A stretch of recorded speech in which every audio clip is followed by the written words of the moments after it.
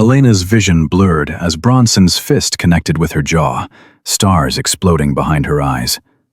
Blood filled her mouth. Around them, 47 male trainees formed a circle, watching the intelligence analyst get destroyed. "Stay down," the drill sergeant barked. But Elena had watched Navy SEALs fight for 18 months in Yemen, silent, learning, memorizing every move while they called her just the note-taker. She swept Bronson's legs, locked his arm, and heard him scream as he tapped out. The circle went silent. The outsider had just changed everything, and Fort Sentinel would never be the same. Before we begin Elena's journey, hit that subscribe button and follow this story to the very end. Comment below with your city so I can see how far this story travels. Now, let's dive in. The bus door hissed open at 0500 hours, and Elena stepped onto the tarmac at Fort Sentinel Advanced Warfare Training Center. The Arizona desert stretched endlessly in every direction, broken only by the brutal concrete structures designed to break soldiers down and rebuild them into something harder. "Name?" The guard at the checkpoint didn't look up from his clipboard. "Reeves, Elena Reeves, intelligence specialist transitioning to combat operations." That made him look up. His eyes traveled from her face down to her boots and back up again, lingering on her 5'6" frame with obvious skepticism. "You sure you got off at the right base, ma'am? The administrative training facility is about 200 miles east." Elena had heard variations of this comment for 6 weeks straight, ever since her transfer orders came through. She kept her voice level, professional. "I'm sure. This is Fort Sentinel, Advanced Warfare Training, Class 2024-Charlie. The guard shrugged and waved her through. "Your funeral." The processing building was already packed with bodies. Massive bodies, Elena noted. She counted quickly as she entered. 47 other trainees, every single one of them male. Every single one of them looking like they'd been carved from granite and bad intentions. "Well, well, look what wandered into the wolf den." The voice came from a mountain of a man leaning against the far wall. He had to be 6 feet 4 inches, with shoulders that barely fit through standard doorways. His name tape read Bronson. "They're really scraping the bottom of the barrel now, aren't they?" He directed this to the men around him, who laughed on cue. "What's next? Bringing in high school kids? Maybe some guidance counselors?" Elena set down her gear bag and met his eyes. "Bronson. Jake Bronson. 3 tours in Afghanistan, 2 Bronze Stars, currently stationed at Fort Bragg with the 82nd Airborne. Excellent service record until that bar fight in Fayetteville last year. You're here because your commanding officer gave you a choice: elite training or a desk job for the rest of your career." The laughter died instantly. Bronson's face went from amused to dangerous in half a second. "You don't know anything about me." "Intelligence specialist, remember? I know exactly who everyone in this room is. I know your service records, your strengths, your weaknesses, and why you're here. That's what I do." "Then you should know you don't belong here." Before Elena could respond, the door at the front of the room slammed open. Master Sergeant William Cord entered like a human wrecking ball, 6 feet of pure intimidation wrapped in a uniform that had seen actual combat in 3 different continents. His face was a road map of scars, and his eyes had the flat, assessing quality of someone who'd seen men die and learned to live with it. "Sit down and shut up." The room obeyed instantly. Elena found a seat near the back, deliberately away from the main cluster of trainees. Cord walked to the front and turned, his gaze sweeping across them like a weapon. 48 of you walked into this room. Historical data says 30 of you will quit before week 8. Of the 18 who remain, maybe 12 will actually graduate. Look around. Most of you won't make it. He paused, letting that sink in. This is not basic training. This is not even advanced infantry training. This is the program that produces the soldiers who handle the missions that don't officially exist. The operations that never make the news. The problems that can't be solved with 1,000 troops and air support. His eyes found Elena. Some of you have been sent here because your command thinks you're exceptional. Others are here because you have something to prove. And a few of you, his gaze didn't waver from Elena's face, are here because someone very high up the chain of command thinks traditional military thinking needs to be challenged. The weight of 47 hostile stares settled on Elena's shoulders. Reeves. Elena Reeves. Stand up. She stood, keeping her expression neutral. Tell the class why you're here. It was a trap, and they both knew it. Anything she said would be used against her. I'm here to learn advanced combat operations, Sergeant. You're an intelligence analyst. You've never been in direct combat. You've never cleared a building under fire. You've never had to make split-second decisions that mean the difference between your team living or dying. Cord's voice was clinically brutal. So I'll ask again. Why are you here? Elena's jaw tightened. She could feel Bronson's satisfaction radiating from across the room. Because I've spent 18 months embedded with SEAL Team 7 in Yemen, observing operations that most soldiers never even hear about. Because I've watched men who are exceptional at violence apply intelligence to warfare. Because I believe that brains can be just as deadly as bullets, and I want to prove it. The room went completely silent. Cord's expression didn't change. Big words. Let's see if you can back them up. Everyone, gear up.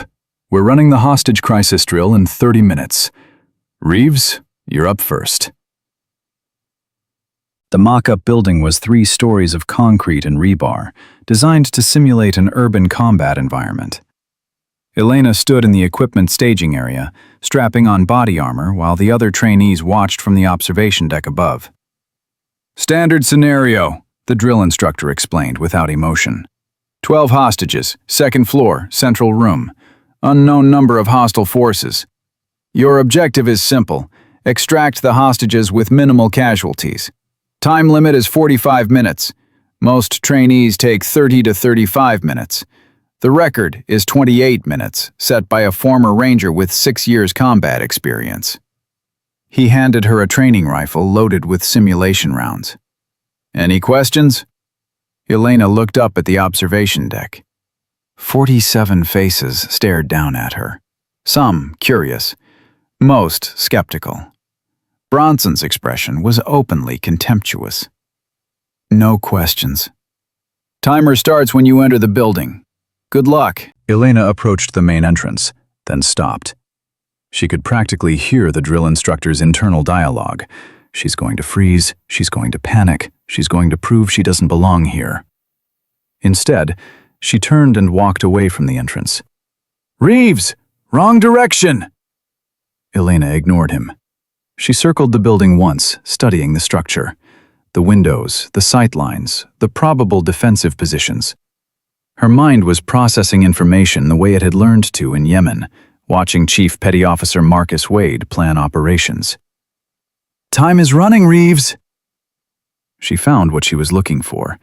A ventilation grate on the east side, partially concealed by debris. She knelt down, examining it. On the observation deck, Bronson laughed. She's looking for a way to avoid going in. Called it. Elena pulled a multi-tool from her belt and removed the grate screws in 40 seconds flat. The opening was tight, barely wide enough for her frame, but she slid through without hesitation. Inside the ventilation system, darkness swallowed her completely. She pulled a small flashlight from her pocket and oriented herself.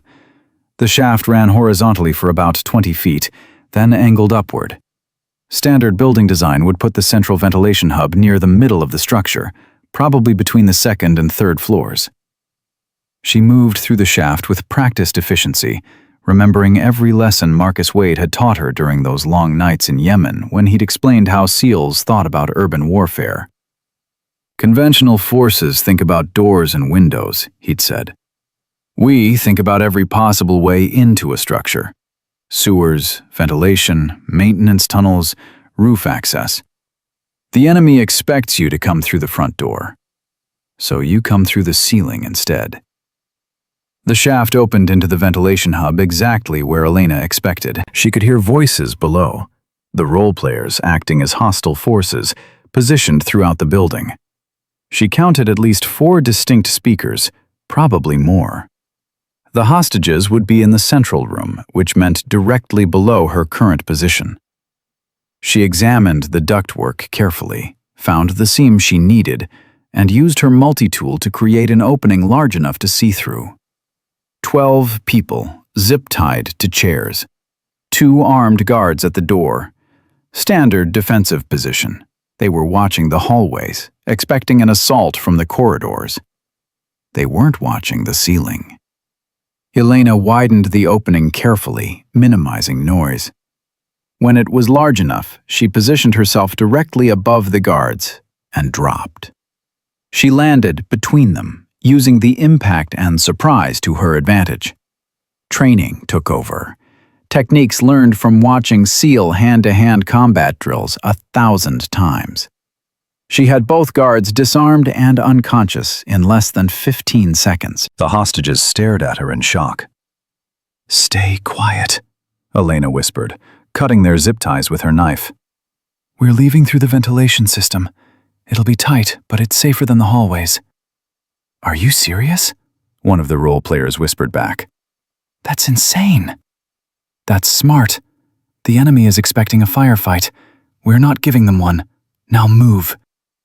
She helped the first hostage up into the ventilation shaft, then the second, creating a human chain. It was slow, methodical work, but it was quiet. On the observation deck, confusion was spreading. "Where the hell is she?" someone asked. The drill instructor was staring at his monitors, which showed the building's corridors. Empty. No sign of Elena anywhere. "She didn't abort, did she?" another trainee asked. Cord, standing at the back of the observation deck, said nothing, but his eyes held something that might have been approval. 18 minutes after entering the building, Elena emerged from the ventilation system with all 12 hostages. Not a single shot fired. 0 casualties. The drill instructor checked his stopwatch 3 times, certain it was malfunctioning. 18 minutes and 43 seconds. All hostages extracted. No engagement with hostile forces. Elena removed her helmet and looked up at the observation deck. The faces staring down at her had changed. The skepticism was still there, but it was mixed with something else now. Fear. Bronson's expression was the darkest of all.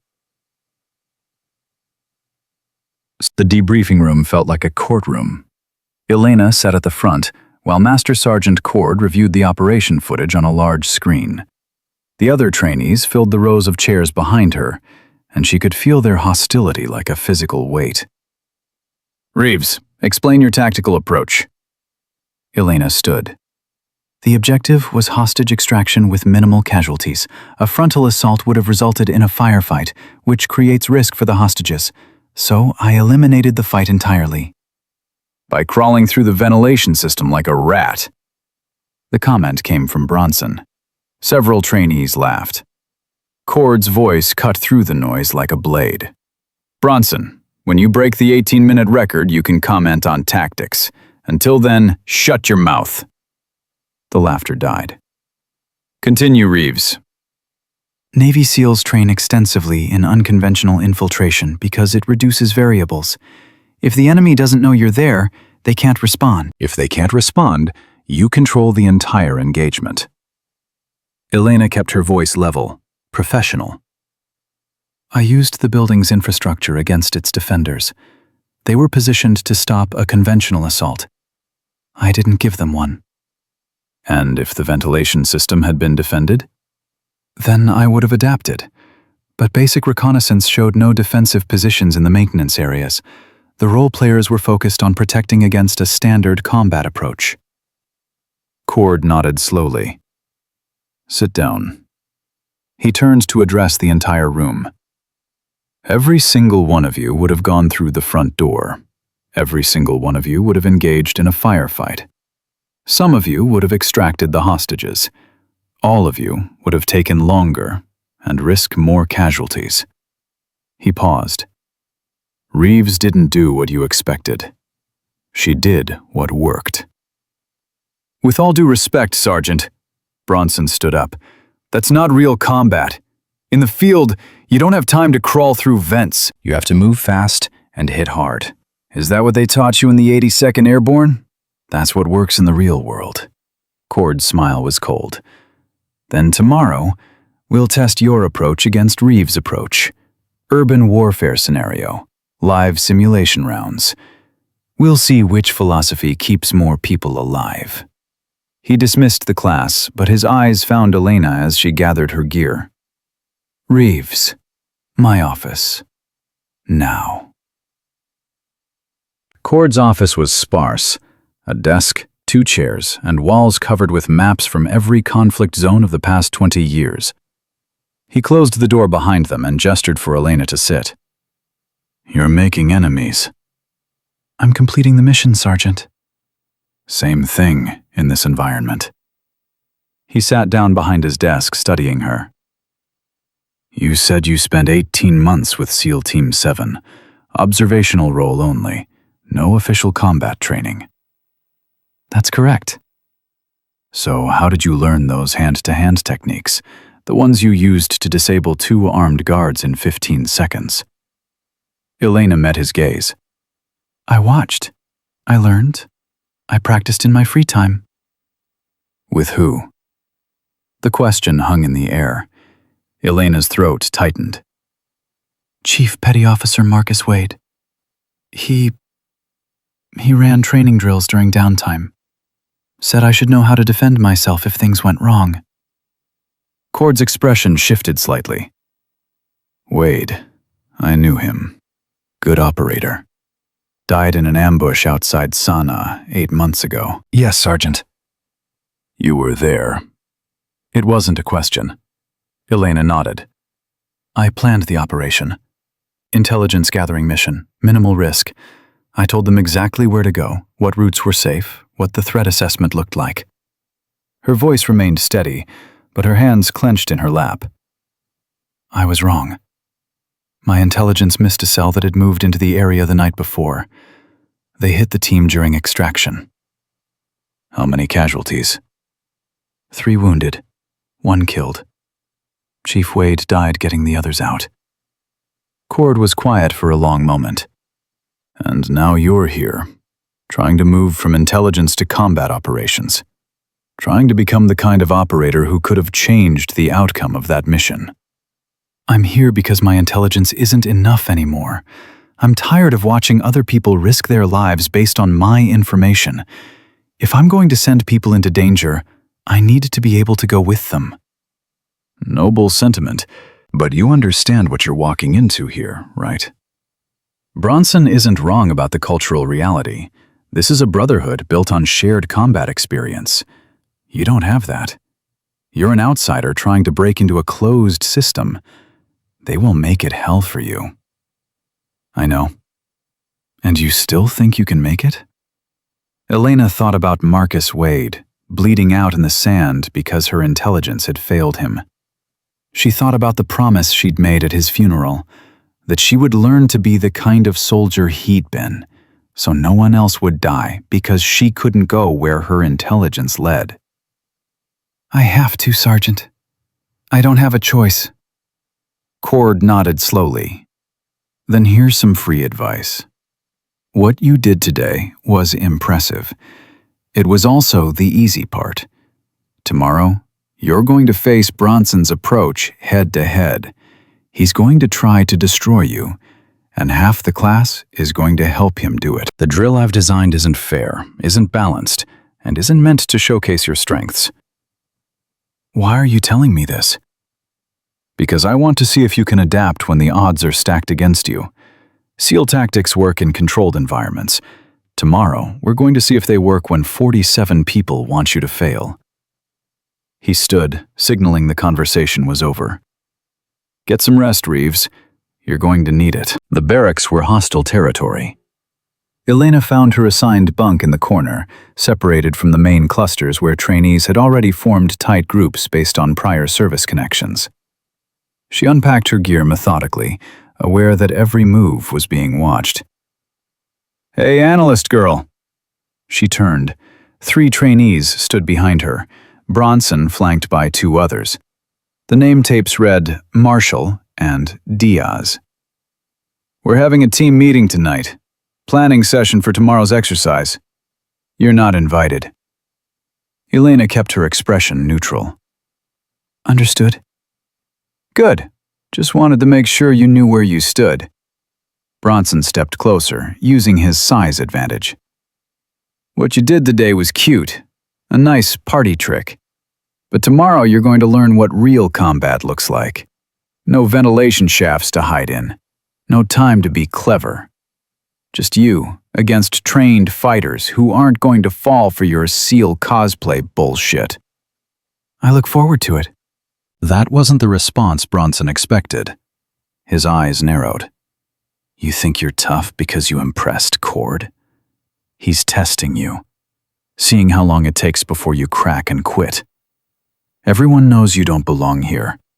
You're a diversity checkbox, nothing more." Elena felt the anger rising but forced it down. Reacting was what he wanted. "If that's what helps you sleep tonight, Bronson." He leaned in close enough that she could smell the coffee on his breath. "Tomorrow, I'm going to make you look so incompetent that Cord will have no choice but to send you home.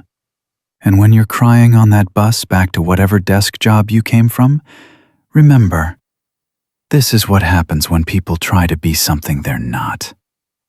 He walked away, Marshall and Diaz following. Within minutes, groups of trainees were clustered throughout the barracks, voices low but animated, planning, strategizing, building the unified front that would crush the outsider.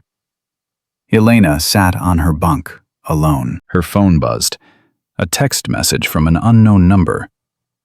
"They're going to try to break you tomorrow. Don't let them. You're better than this whole room combined, but you have to make them see it. M.W." Marcus Wade's brother. They'd stayed in contact after the funeral, and Michael Wade had been one of the few people who'd encouraged her transition to combat operations. She texted back, "How?" The response came immediately. "Do what Marcus would do. Make them realize they need you." Elena set down her phone and lay back on her bunk, staring at the ceiling. Around her, the barracks buzzed with hostile energy. Tomorrow's exercise would be designed to expose her weaknesses, and she'd be facing it alone against a unified team that wanted nothing more than to see her fail. But as she lay there in the darkness, a plan began forming. Not the plan they expected, not the approach they were prepared for. Something else entirely. By the time she fell asleep, Elena Reeves knew exactly how she was going to turn tomorrow's trap into her greatest victory. The question was whether she'd survive long enough to pull it off. The 0500 wake-up alarm shattered the tense silence in the barracks. Elena had been awake for an hour already, running through scenarios in her mind. Around her, the other trainees moved with the practiced efficiency of men who'd done this 1,000 times before. No one spoke to her. No one looked at her. She might as well have been invisible. "Gear up in 15, formation in 20. Master Sergeant Cord's voice boomed through the intercom.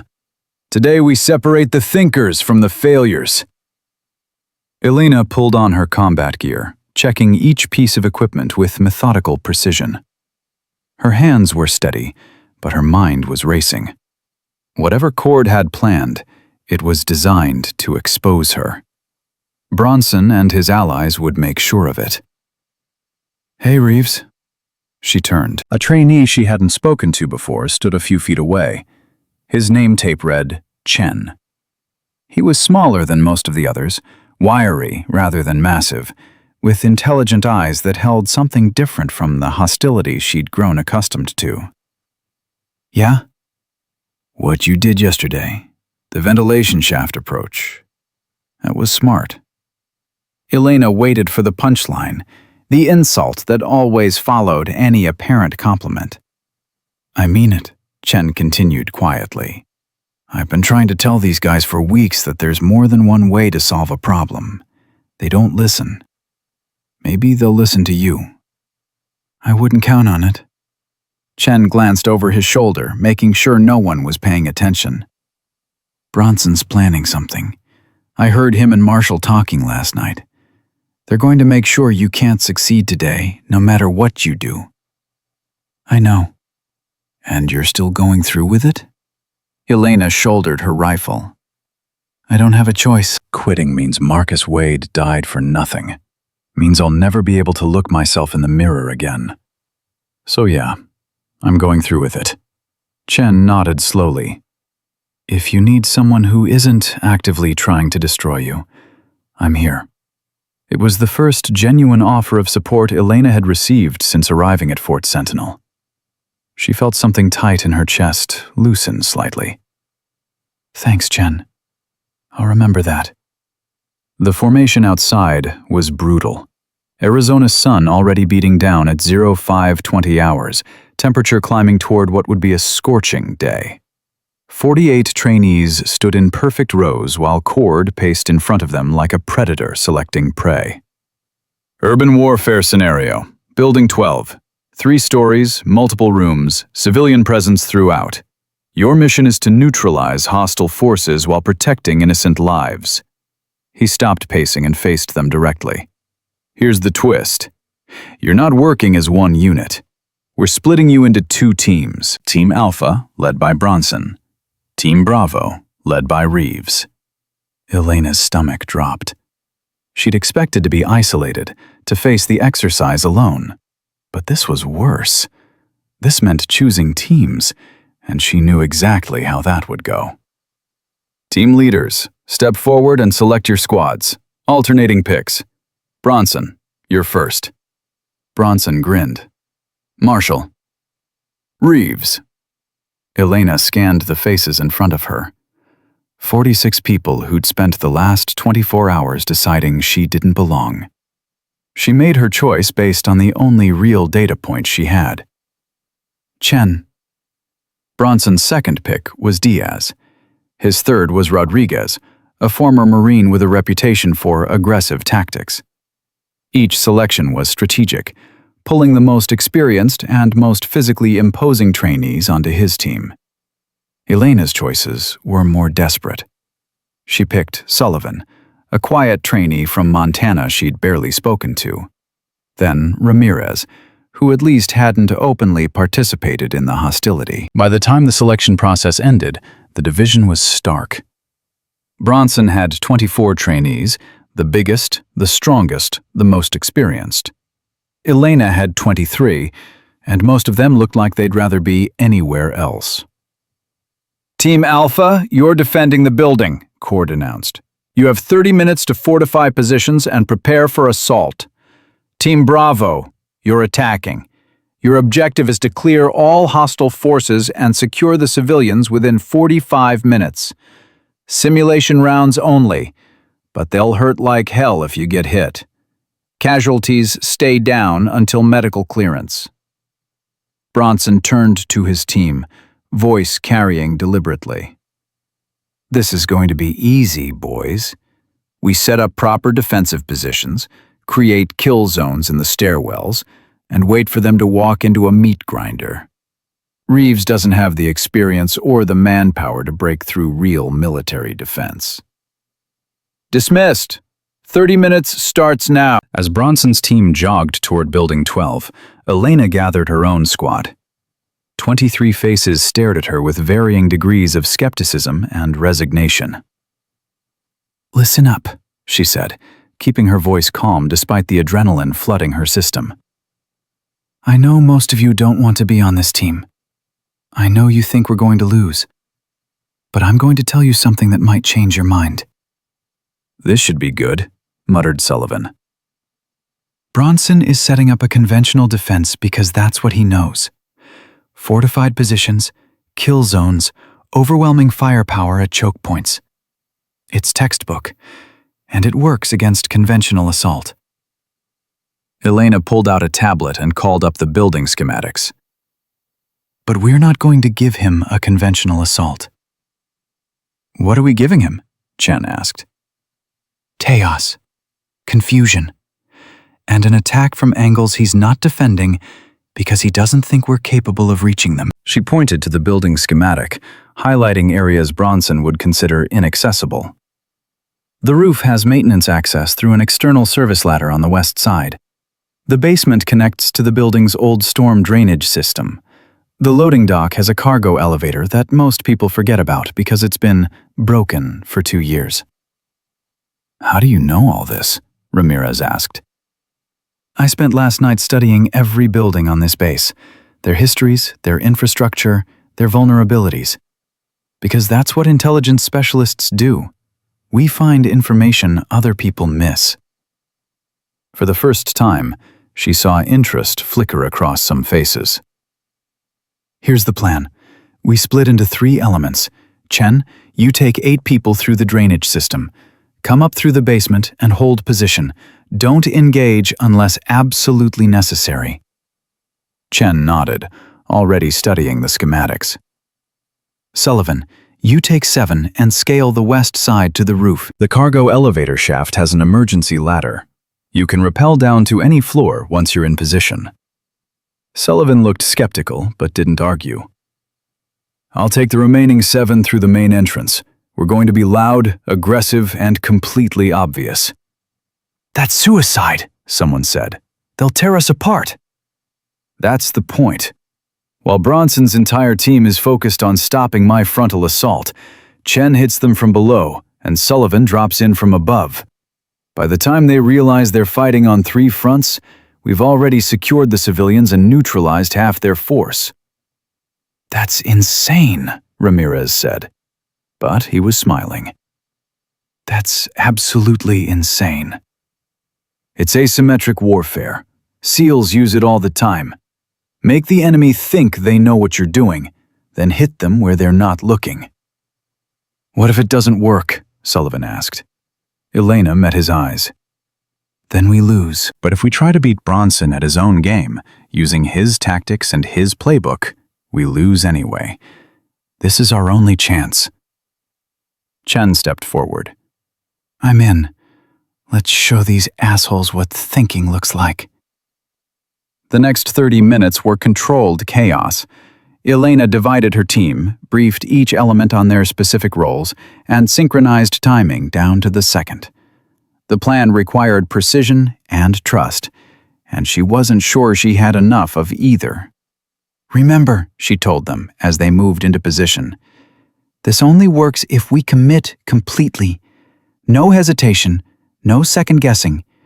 When the shooting starts, you execute your piece of the plan and trust everyone else to execute theirs. Easy for you to say, Sullivan muttered. You've never actually done this in combat. You're right, I haven't. But I've watched the best operators in the world do it 100 times. I've studied their mistakes and their successes. And I know this plan works because it's based on proven tactics, not ego. The timer hit 0. Cord's voice crackled over the radio. Exercise is live. Team Bravo, you are clear to assault. Elena's 7-person element approached the main entrance of Building 12 at a measured pace. Through the windows, she could see movement. Bronson's team was positioned exactly where she'd predicted. Second-floor stairwell, first-floor corridors, defensive positions covering every conventional approach. On my mark, we hit the door hard and fast. Maximum noise, maximum aggression. Draw every eye in the building. She counted down from 3. On 0, they breached the entrance with a flashbang and poured through the doorway. Simulation rounds immediately filled the air.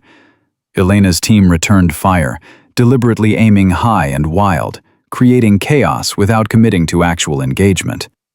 The noise was deafening. Fall back! Fall back!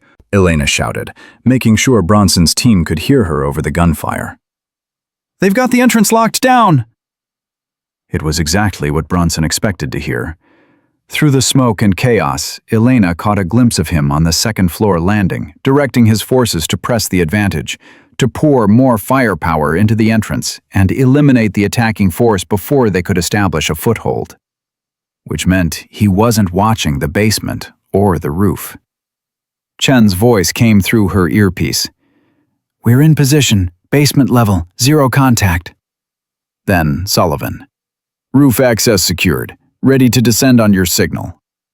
Elena's team continued their staged retreat, keeping Bronson's attention fixed on the main entrance.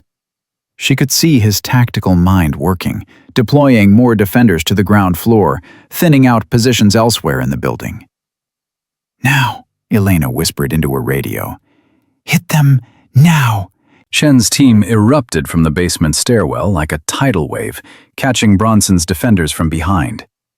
Simultaneously, Sullivan's element rappelled down the cargo elevator shaft and burst into the second floor, directly into the command position where Bronson was directing his forces. The confusion was immediate and total. Defenders spun around, trying to engage threats from multiple directions. Friendly fire incidents eliminated 3 of Bronson's own team in the first 30 seconds. Command and control collapsed as Bronson tried to coordinate defense against 3 separate assault vectors at once. Elena's team at the main entrance stopped retreating and pushed forward into the chaos. "Civilians are in the north wing, 2nd floor," she called to her team. "Chen, secure the route. Sullivan, cover the extraction." The next 5 minutes were controlled violence. Elena's team moved with surprising cohesion, each element supporting the others. They weren't fighting as individuals anymore. They were functioning as an integrated unit, just like she'd promised. Bronson appeared in front of her, simulation rifle raised. His face was red with fury and disbelief. "You cheating bitch. You planned this whole thing." Elena's weapon was already aimed at his center mass. "I executed a coordinated assault using available intelligence and tactical creativity. You know, the things they're supposed to be teaching us here?" She pulled the trigger. The simulation round hit him square in the chest. The impact sensor on his vest lit up red. Casualty status confirmed. "You're dead, Bronson. Stand down." He stared at her for a long moment, rage and something else warring in his expression. Then he lowered his weapon and stepped aside. 22 minutes after the assault began, Elena's team emerged from Building 12 with all civilians secured and 70% of Bronson's defending force eliminated. Her own casualties were minimal: 3 wounded, 0 killed. Master Sergeant Cord stood waiting, stopwatch in hand. "Explain." Elena removed her helmet. "Conventional assault against a fortified position has an 80% failure rate, so I didn't use a conventional assault. I created a multi-vector attack that divided enemy attention and exploited weaknesses in their defensive coverage." "You used SEAL tactics." "I used SMART tactics, Sergeant. The SEALs didn't invent asymmetric warfare. They just perfected it." Cord looked past her to where Bronson's team was emerging from the building, faces showing shock and anger in equal measure. "Bronson, your defense had every advantage. More personnel, better positioning, home field advantage. How did you lose in under 23 minutes? Bronson's jaw was clenched so tight Elena thought it might crack. "She didn't fight fair." "Fair?" Cord's voice could have cut steel. "You think the enemy fights fair? You think terrorists give a damn about your tactical preferences?" He turned to address both teams. "Reeves won because she understood something the rest of you missed. War isn't about being the strongest or the toughest. It's about being the smartest. It's about making your enemy defend against the attack you're not actually making." The praise felt hollow to Elena. She could see the hatred crystallizing in the eyes of Bronson's team. She hadn't just won. She'd humiliated them. And that was far more dangerous than simple defeat. "Dismissed. Lunch break. Then we reconvene for hand-to-hand combat drills at 1300 hours. As the teams dispersed, Chen approached Elena with a cautious smile. That was incredible. I've never seen anything like that in actual training. Thanks for trusting the plan. I didn't have much choice, but I'm glad I did. He lowered his voice. You should know, though, Bronson isn't going to let this go. You made him look incompetent in front of everyone. He's going to come after you hard. I know. And most of the guys on our team? They're still not on your side. They helped you win, but they don't respect you yet.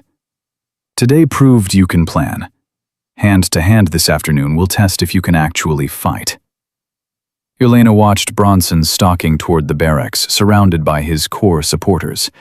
They were already talking, already planning. The victory she'd just won had bought her credibility, but it had also painted a target on her back that was visible from space. Then I guess I'd better prove I can fight. The mess hall at lunch was segregated like a prison yard.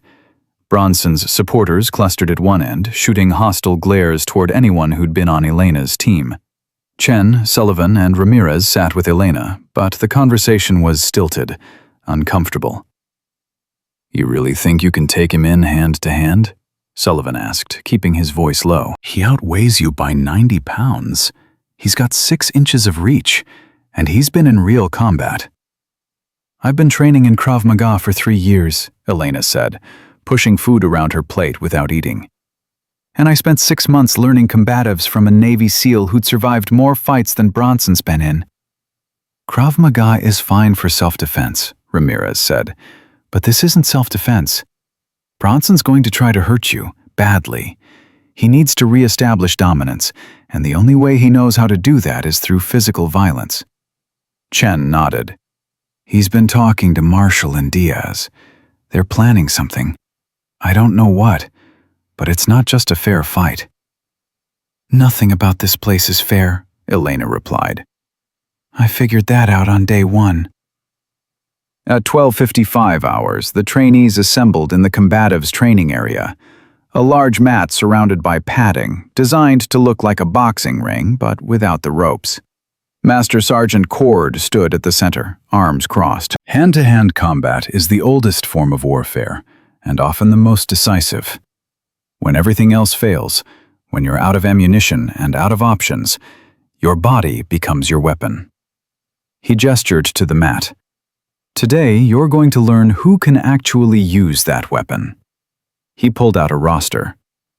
Matches will be 3 minutes. Submission or incapacitation ends the fight.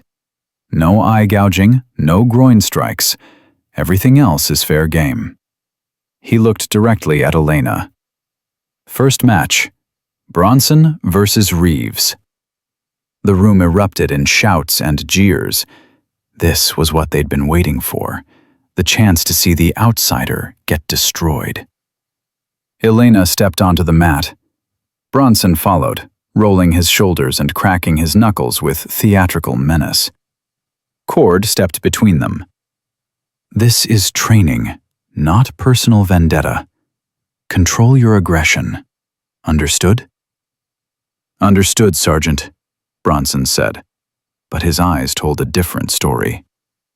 Elena said nothing. She was remembering every lesson Marcus Wade had drilled into her during those late-night training sessions in Yemen. Size doesn't matter if you know where to strike. Strength is irrelevant if you control balance. Aggression can be redirected and used against itself. Ready? Fight! Bronson came at her like a freight train, using his size advantage to try for an immediate takedown. Elena sidestepped at the last possible second, letting his momentum carry him past her. She landed a sharp elbow strike to his kidney as he went by. He roared and spun, faster than she'd expected for someone his size. His fist came at her face with devastating force. Elena ducked under it and swept his forward leg. He stumbled but didn't fall, his superior mass keeping him upright. "Stand and trade, coward!" he shouted. Elena ignored the taunt. Trading blows with someone who outweighed her by 90 pounds was suicide. Instead, she circled, looking for openings, waiting for him to overcommit. He lunged again, this time going for a grapple. His hands were massive, and if he got a solid grip on her, the fight would be over. Elena dropped low, drove her shoulder into his midsection, and used his own momentum to throw him over her back. Bronson hit the mat hard. The impact would have stunned a smaller man, but he rolled through it and came up swinging. A backhand caught Elena across the jaw. Stars exploded in her vision. She tasted blood. The crowd of trainees erupted in cheers. This was what they'd wanted to see, the analyst girl getting taught a lesson about real combat. Elena staggered back, her head ringing. Bronson pressed his advantage, throwing a combination of punches that drove her toward the edge of the mat. She blocked most of them, but one got through and slammed into her ribs. Pain lanced through her side. "Not so smart now, are you?" Bronson growled, closing in for the finish. That's when Elena stopped retreating. She'd been studying his patterns, his timing, his tells. He favored his right hand. He dropped his guard slightly after big punches. And he was getting tired. All that mass required enormous amounts of oxygen, and his breathing was already labored. Marcus Wade's voice echoed in her memory. "When they think they've won, that's when you end it." Bronson threw another haymaker. Elena caught his wrist, twisted her body, and used a textbook Krav Maga technique to hyperextend his elbow while simultaneously sweeping his legs. He went down hard, and before he could recover, she had him in an armbar that would snap his elbow if he didn't tap out. He held out for 5 seconds, pride warring with pain.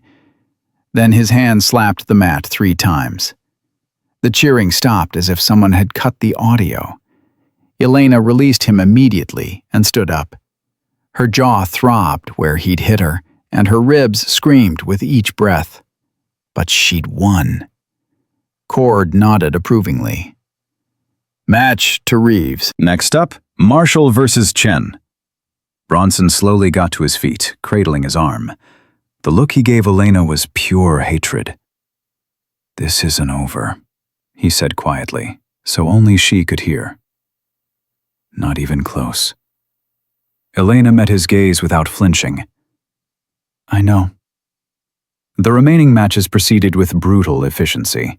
Chen surprised everyone by submitting Marshall in under 2 minutes, using leverage-based techniques that neutralized the size advantage. Sullivan lost to Rodriguez but made him work for it. Ramirez dominated his opponent with wrestling skills honed in high school. But the afternoon's real drama came during the final match of the day. "Reeves versus Diaz," Cord announced. Diaz was one of Bronson's closest allies, a former Army Ranger with a reputation for vicious fighting. He stepped onto the mat with murder in his eyes. The fight was faster and meaner than Elena's bout with Bronson. Diaz didn't rely on size. He used speed and technique, forcing Elena to defend constantly. He landed several solid strikes that left bruises she'd feel for weeks. But he also underestimated her resilience. Every time he thought he had her finished, she recovered and countered. The fight went the full 3 minutes without a submission, and when it ended, both of them were bleeding and exhausted. "Draw," Cord announced. Both fighters showed competence. It felt like a loss to Elena. She'd wanted a clear victory, something that would silence the doubters permanently. Instead, she'd only proven she could survive. As they filed out of the training area, Chen fell into step beside her. "You're hurt." "I'm fine." "You're limping and holding your ribs. That's not fine." Elena didn't respond. The adrenaline was wearing off, and the pain was becoming harder to ignore. "Medical check is mandatory after combat training," Chen reminded her. "You can't hide injuries here." The medical facility confirmed what Elena already knew. 2 cracked ribs, significant bruising, and a mild concussion from Bronson's backhand. The doctor, a no-nonsense army captain, looked at her with something between respect and concern. "You should take tomorrow off. Rest and recovery. Can't. I'll fall behind. You'll fall a lot further behind if those ribs puncture something vital during tomorrow's ruck march. Elena shook her head. Wrap them tight. I'll manage. The doctor sighed but complied. Your funeral, or hospital stay more likely. By the time she returned to the barracks, word had spread about her injuries. The atmosphere had shifted again. Some trainees looked at her with grudging respect for fighting through pain, others with satisfaction that she was wounded and weakened. Bronson sat on his bunk, surrounded by Marshall, Diaz, and 3 others. They watched her enter with predatory interest. Heard you got cracked ribs, Bronson called out. That's going to make tomorrow's 20-mile ruck march real interesting. Elena ignored him and headed for her own bunk. Chen and Sullivan were already there. We heard, Sullivan said quietly. 20 miles with full gear and cracked ribs? That's brutal even for someone in perfect health. I'll handle it. You don't have to do this alone, Chen said. We can help. Take some of your gear weight. Set a pace that's manageable. That's against regulations. You'd get recycled for helping me. Screw regulations, Sullivan said, surprising Elena. What you did today, both in the urban warfare exercise and in hand-to-hand, that earned my respect. I'm not going to stand by and watch Bronson destroy you just because you're injured. Ramirez appeared behind them. He's right. We're a team now, whether the rest of these assholes admit it or not. Teams don't leave people behind. Elena felt something she hadn't expected. Hope. Not because she thought she could make it through tomorrow without help, but because for the first time since arriving at Fort Sentinel, she wasn't completely alone. Thank you, she said quietly. But if we're going to do this, we do it smart. No obvious rule violations. We work as a unit, pace ourselves, and make sure everyone crosses the finish line together. Even if that means you don't finish first? Chen asked. Finishing first doesn't matter if your team collapses behind you. Marcus Wade taught me that. The mission is everything. Individual glory is nothing. They spent the next hour planning for the ruck march, mapping out water points, discussing gear distribution, and establishing communication signals. By lights out, they had a strategy that might actually work. But as Elena lay in her bunk, ribs throbbing with every breath, she couldn't shake the feeling that tomorrow would break her. 20 miles with cracked ribs and a concussion wasn't just difficult, it was potentially impossible. Her phone buzzed. Another text from Michael Wade. Marcus used to say that the body quits long before the mind does. Tomorrow, prove him right. Elena closed her eyes and tried to sleep, knowing that in less than 6 hours, she'd face the hardest physical test of her life. The question wasn't whether she'd suffer. That was guaranteed. The question was whether she'd survive it. The 0400 alarm cut through the darkness like a blade. Elena's body screamed in protest as she sat up, every muscle stiff, her ribs a constant source of agony that intensified with each breath. She'd slept maybe 90 minutes total, pain and anxiety keeping her awake through most of the night. Around her, the barracks came alive with movement. She forced herself to stand, biting down on the groan that wanted to escape. Showing weakness now would be fatal. You look like hell, Chen said quietly, appearing beside her bunk with 2 ibuprofen and a water bottle. Take these. Don't argue. Elena swallowed the pills, knowing they'd barely touch the pain, but grateful for the gesture. Across the room, Bronson was watching her with predatory satisfaction. 20 miles, Reeves. Full combat load. Think you can handle it with those busted ribs? Guess we'll find out. Guess we will. He turned to his crew. I'm thinking we set a pace around 4 miles per hour. Really push it. Separate the strong from the weak. Marshall grinned. Sounds perfect. Medical van will be picking up casualties by mile 8. Elena finished gearing up, each movement deliberate and controlled. The ruck weighed 65 pounds, standard combat load. With her ribs compromised, it might as well have been 200. Sullivan approached with his own ruck. I've got some of your weight redistributed into mine. MREs, water, some of the heavier gear. You're carrying about 48 pounds now instead of 65. Sullivan, if they catch you, they won't. I packed it smart. Looks regulation from the outside. He lowered his voice. You saved my ass in that urban warfare drill. I'm returning the favor. The formation outside was brutal. Master Sergeant Cord stood at the front, flanked by 2 medic vehicles and 3 instructor cadre who would shadow the march in Humvees. 20 miles through the desert, full combat load. You fall more than 200 meters behind the main group, you're out. You fail to complete the course in under 6 hours, you're out. You quit, you're out. Cord's eyes swept across them. Approximately 30% of you won't finish. The question is, which 30%? He raised his hand. Move out. The first mile was manageable. The group moved together, finding a rhythm. Ina positioned herself in the middle of her small alliance. Chen ahead, Sullivan and Ramirez behind, creating a protective pocket that shielded her from immediate scrutiny.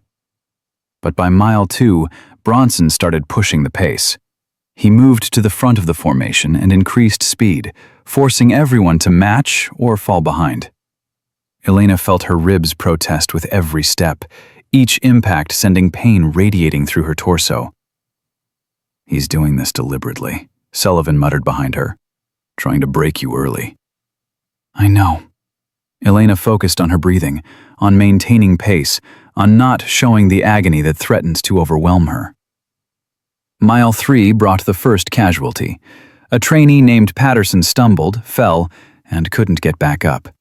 The heat was already oppressive, climbing toward 90 degrees even this early in the morning. The medic vehicle pulled alongside and loaded him in. 1 down, 47 to go, Bronson announced cheerfully. Let's pick it up, people. By mile 5, Elena's vision was starting to blur at the edges. The pain in her ribs had evolved from sharp and localized to a deep, grinding agony that made every breath feel like knives. Sweat poured down her face, salt stinging her eyes. Talk to me, Reeves. Chen had fallen back to walk beside her. You still with us? Yeah. The word came out as a gasp. Your breathing's wrong. You're taking shallow breaths because of the ribs. You're not getting enough oxygen. Can't breathe deep. Hurts too much. Chen thought for a moment. Then we need to slow your pace. Make each step count for more. Less impact, more efficiency. He demonstrated a modified walking technique, shorter stride, rolling through the foot differently, using momentum more than muscle. It looked awkward, but when Elena tried it, the impact on her ribs decreased slightly. Better? Chen asked. Better. It was still agonizing, but marginally more sustainable. Mile 6 claimed 3 more trainees. The heat was savage now, and the desert terrain had shifted from flat hardpan to rolling hills that added elevation gain to the torture. Bronson's group at the front was pulling away, opening a gap between the leaders and the stragglers. Let them go, Ramirez said. We maintain our pace. Finishing is what matters, not finishing first. But Elena could see the calculation in Bronson's strategy. If he could open enough distance, create enough separation between his group and hers, it would look like her team was failing. It would reinforce the narrative that she was weak, that following her leadership was a losing proposition. No, she said through gritted teeth. We close the gap. We stay with the main group. Elena, that's suicide. You can barely walk as it is. Then help me run. Chen and Sullivan exchanged glances. Then, without a word, They moved to either side of her, not touching, that would be too obvious, but close enough that their presence provided psychological support and physical shielding. "On 3, Chen said. "We pick up to a shuffle. Not a run, not a walk, something in between." They accelerated together. The pain in Elena's ribs exploded into something beyond description, but she forced her legs to keep moving. Step after step after step, closing the distance to Bronson's group meter by agonizing meter. By mile 7, they'd rejoined the main formation. Bronson looked back, saw Elena still standing, and his expression darkened. "How the hell is she still moving?" Marshall asked, loud enough for everyone to hear. "Adrenaline," Bronson replied. "She'll crash soon. They always do." But mile 8 came and went, and Elena didn't crash. She wanted to. Every cell in her body was screaming for her to stop, to quit, to let the medic vehicle pick her up and end this torture. But she kept moving, because stopping meant Marcus Wade had died for nothing. Stopping meant admitting Bronson was right about her. Stopping meant failure. Mile 9 brought a water station. The formation halted for mandatory hydration. Elena's hands shook as she grabbed her canteen, and she could barely lift it to her lips. Chen steadied it for her, pretending to adjust his own gear while actually helping her drink. "You're going into shock," he said quietly. "Your skin is gray. You need to stop." "Can't." "Elena, I'm serious. You could die out here." "Then I die." She met his eyes. "I'm not quitting. I'd rather die than give Bronson the satisfaction." Cord's voice cut through the break. 2 minutes remaining. Prepare to move." As Elena struggled to get her ruck resettled on her shoulders, Bronson appeared in front of her. Up close, she could see he was barely sweating, barely affected by the march at all. "You're tough, I'll give you that. Tougher than I expected." He leaned in close. "But you're also stupid. You think suffering through this proves something? All it proves is that you don't know when to quit. And soldiers who don't know when to quit get other people killed. Soldiers who quit at the first sign of difficulty never accomplish anything worth doing." Bronson's smile was cold. "We'll see how philosophical you feel at mile 15. That's where the real suffering starts." He was right.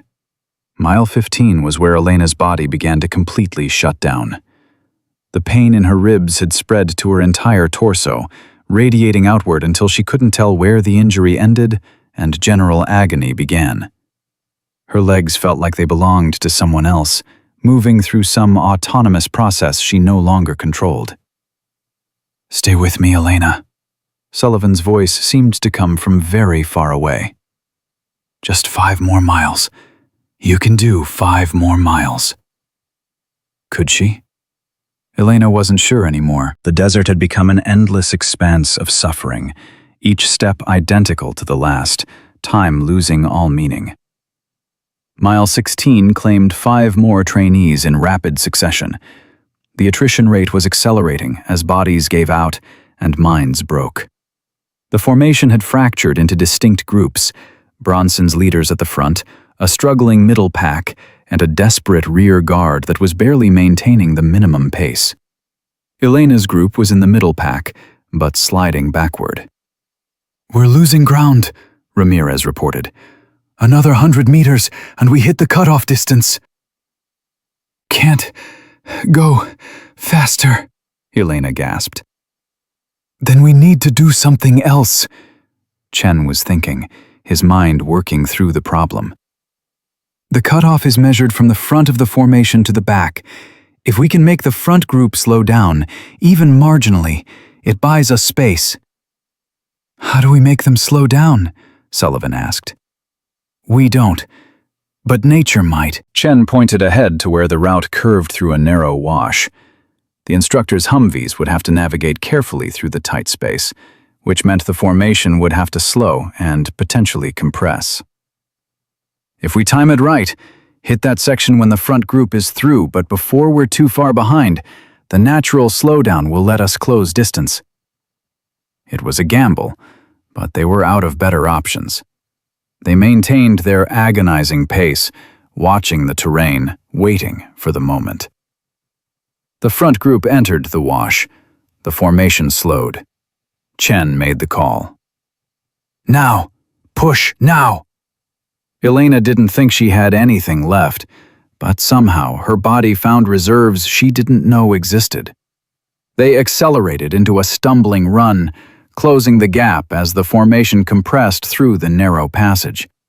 When they emerged on the far side, they'd regained position in the middle pack and bought themselves precious buffer distance from the cutoff. But the effort cost Elena dearly. Her vision tunneled, black spots dancing at the edges. She stumbled, caught herself, stumbled again. "I've got you." Ramirez was there, his hand briefly steadying her elbow.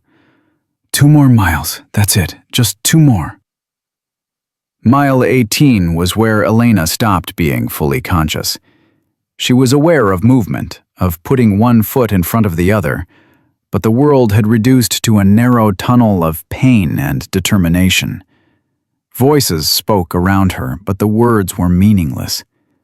Somewhere in the haze, she heard Cord's voice over a loudspeaker. "Final 2 miles. This is where you prove what you're made of." Marcus Wade's voice echoed in her memory from one of their last conversations before he died. "Pain is just information, Elena. Your body telling you it's working hard. You don't have to listen to it. You just have to acknowledge it and keep moving." She kept moving.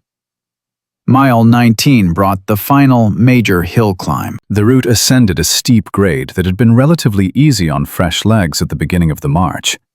Now, with bodies destroyed and minds barely functioning, it was a wall of suffering. Elena watched trainees ahead of her fall. Strong men who'd seemed invincible hours earlier, now broken and defeated, sitting in the dirt, waiting for the medical vehicle. "Come on, analyst girl," Bronson's voice from somewhere above her on the hill. "Show us that SEAL training, or is that busted ribs excuse getting old?" Elena didn't respond. Couldn't respond. She focused everything she had on the next step, then the next, then the next. Chen and Sullivan had moved into position on either side of her again, creating a psychological shield. They couldn't help her physically, that would be too obvious, but their presence gave her something to focus on besides the pain.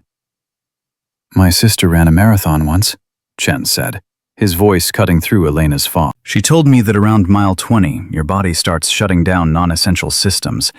It's trying to protect you by forcing you to stop. But here's the thing. Your mind gets to decide what's essential. And right now, getting to the top of this hill is the most essential thing in the world." Elena's foot slipped on loose gravel.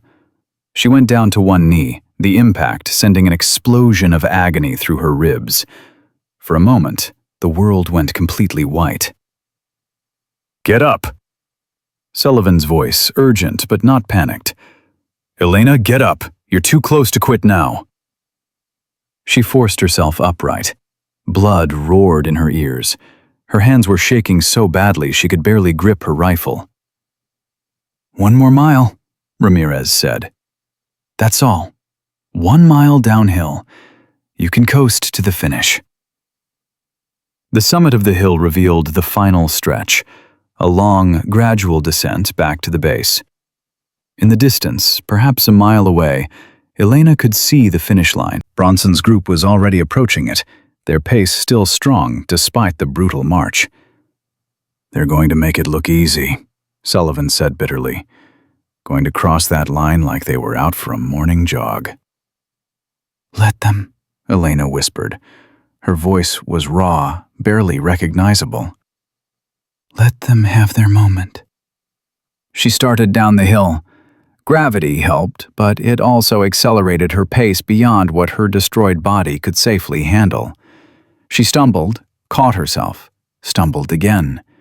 Her ribs had gone from screaming pain to a dull, dangerous numbness that probably meant something was seriously wrong. Half a mile to go. Elena could see individual faces at the finish line now, instructors with clipboards, medics standing by, and Bronson, who had crossed first, standing with his arms crossed and a triumphant smile on his face. Quarter mile. Elena's legs were barely responding to commands. Each step was an independent act of will, her body fighting her mind's determination to continue.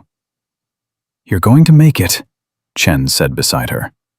"Elena, you're actually going to make it." 100 meters. The finish line was close enough to read the banner stretched across it. Elena's vision was fading at the edges, consciousness flickering like a candle in wind. 50 meters. She could hear cheering, though she couldn't tell if it was for her or mocking her. Didn't matter. Nothing mattered except crossing that line. 20 meters. Bronson's voice cut through the noise. "Look at her. Can barely walk, and you want us to follow her leadership?" 10 meters. Elena's right leg gave out completely. She pitched forward, heading for a face-first collision with the desert floor. Chen and Sullivan caught her, one on each side, and half-carried, half-dragged her across the finish line. The moment she crossed, Elena's legs completely stopped functioning. She would have collapsed if Chen and Sullivan weren't holding her upright. Medics rushed forward immediately. "We need a stretcher here. Possible internal bleeding. Get her to medical now." Everything was happening very fast and very far away. Elena was aware of being lowered onto a stretcher, of movement, of voices speaking urgently above her, but the details were lost in the fog of pain and exhaustion. 5 hours, 41 minutes, she heard Cord's voice say. Reeves completed the course, with 2 cracked ribs and a concussion. The last thing Elena saw before consciousness left her completely was Bronson's face. The triumph had vanished, replaced by something she couldn't quite identify. Respect? Fear? Uncertainty? Then the world went black. She woke up in the medical facility with an IV in her arm and a doctor standing over her looking extremely unhappy. "You're an idiot," the doctor said without preamble. A tough idiot, but an idiot nonetheless. Elena tried to speak, but her throat was too dry. The doctor held a cup of water to her lips. "Small sips. Your body is severely dehydrated. You've got 2 cracked ribs that you managed to turn into 3 cracked ribs and a fractured sternum. You're also suffering from heat exhaustion, muscle breakdown, and what I'm fairly certain is early-stage rhabdomyolysis." "Did I finish?" "You finished. Barely. If your friends hadn't been there to literally carry you across the line, you'd be looking at a medical discharge right now." The doctor's expression softened slightly. "But yes, officially, you completed the ruck march. You and 31 others. 17 dropped out or were medically evacuated." Elena processed this through the haze of exhaustion and medication. 32 finishers out of 48 starters. She'd survived. "How long was I out?" 6 hours. It's 1900 hours now. You missed afternoon training, dinner, and the evening briefing. Master Sergeant Cord has ordered you to remain here overnight for observation. Tomorrow, you're cleared to return to duty, against my strong medical advice. The door opened, and Chen entered, followed by Sullivan and Ramirez. They looked exhausted, but mobile, in far better shape than Elena. "She awake?" Chen asked the doctor. "Unfortunately, and already asking about getting back to training, which tells me she hasn't learned anything from today's near-death experience." The doctor stood. "You have 15 minutes, then she needs to rest." When the doctor left, Chen pulled up a chair beside Elena's bed. "You scared the hell out of us. We thought you were going to die right there at the finish line." "Sorry," Elena managed. Don't apologize. What you did today was insane, but it was also the most badass thing I've ever seen." Sullivan was grinning. "You know what they're calling you in the barracks?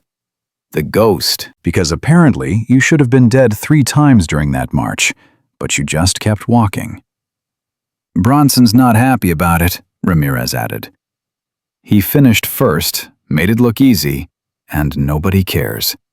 Everyone's talking about you instead, about how you refused to quit even when quitting was the rational choice." Elena closed her eyes. "I didn't do it to be badass. I did it because I didn't have a choice." "That's what makes it matter," Chen said quietly. "You didn't do it for glory or recognition. You did it because giving up wasn't something you could live with. That's the kind of leadership people actually follow." "The barracks dynamics have shifted," Sullivan reported. "It's not as hostile anymore. People are still skeptical, but there's respect now. Even some of Bronson's core supporters are starting to question whether his approach is the only valid one." "What about Cord? What did he say?" The 3 men exchanged glances. Ramirez spoke first. He said that in 20 years of running this program, he's never seen anyone finish a ruck march with injuries like yours. He also said that what you did was either the bravest or stupidest thing he's witnessed, and he hasn't decided which yet. Elena felt sleep pulling at her again. The medications were winning the battle against consciousness. "There's one more thing," Chen said. "Cord announced tomorrow's training schedule during the briefing you missed. It's a week-long field exercise, full tactical scenario, live in the desert, no support infrastructure. Teams of 8, and we get to choose our own teams." Elena's eyes opened. "When do we choose?" "Tomorrow morning, 0600. But here's the thing. Cord's making team leaders submit their rosters tonight by 2100 hours. You're going to miss the deadline." "Then you choose," Elena said. "Chen, you lead team selection. Pick whoever you think gives us the best chance." "You trust me to do that?" "You've earned it. All of you have."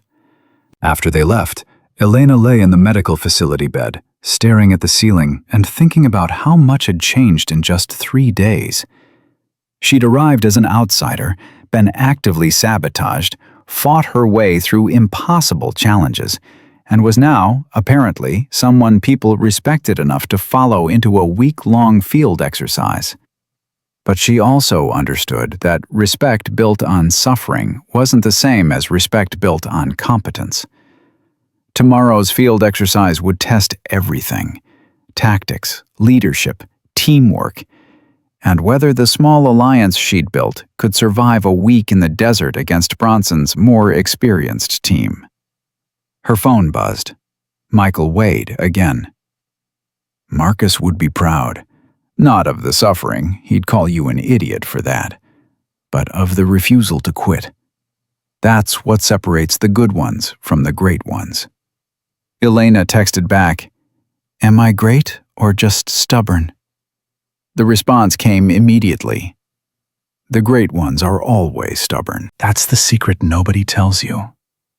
She fell asleep with that thought, her body broken, but her spirit somehow stronger than it had been when the day started. Tomorrow would bring new challenges, new tests, new opportunities to prove that unconventional thinking could match or exceed traditional military approaches. But tonight, Elena Reeves could finally rest, knowing she'd survived something that should have destroyed her. And in the brutal mathematics of Fort Sentinel, survival was its own form of victory. The real question was whether she could survive what came next.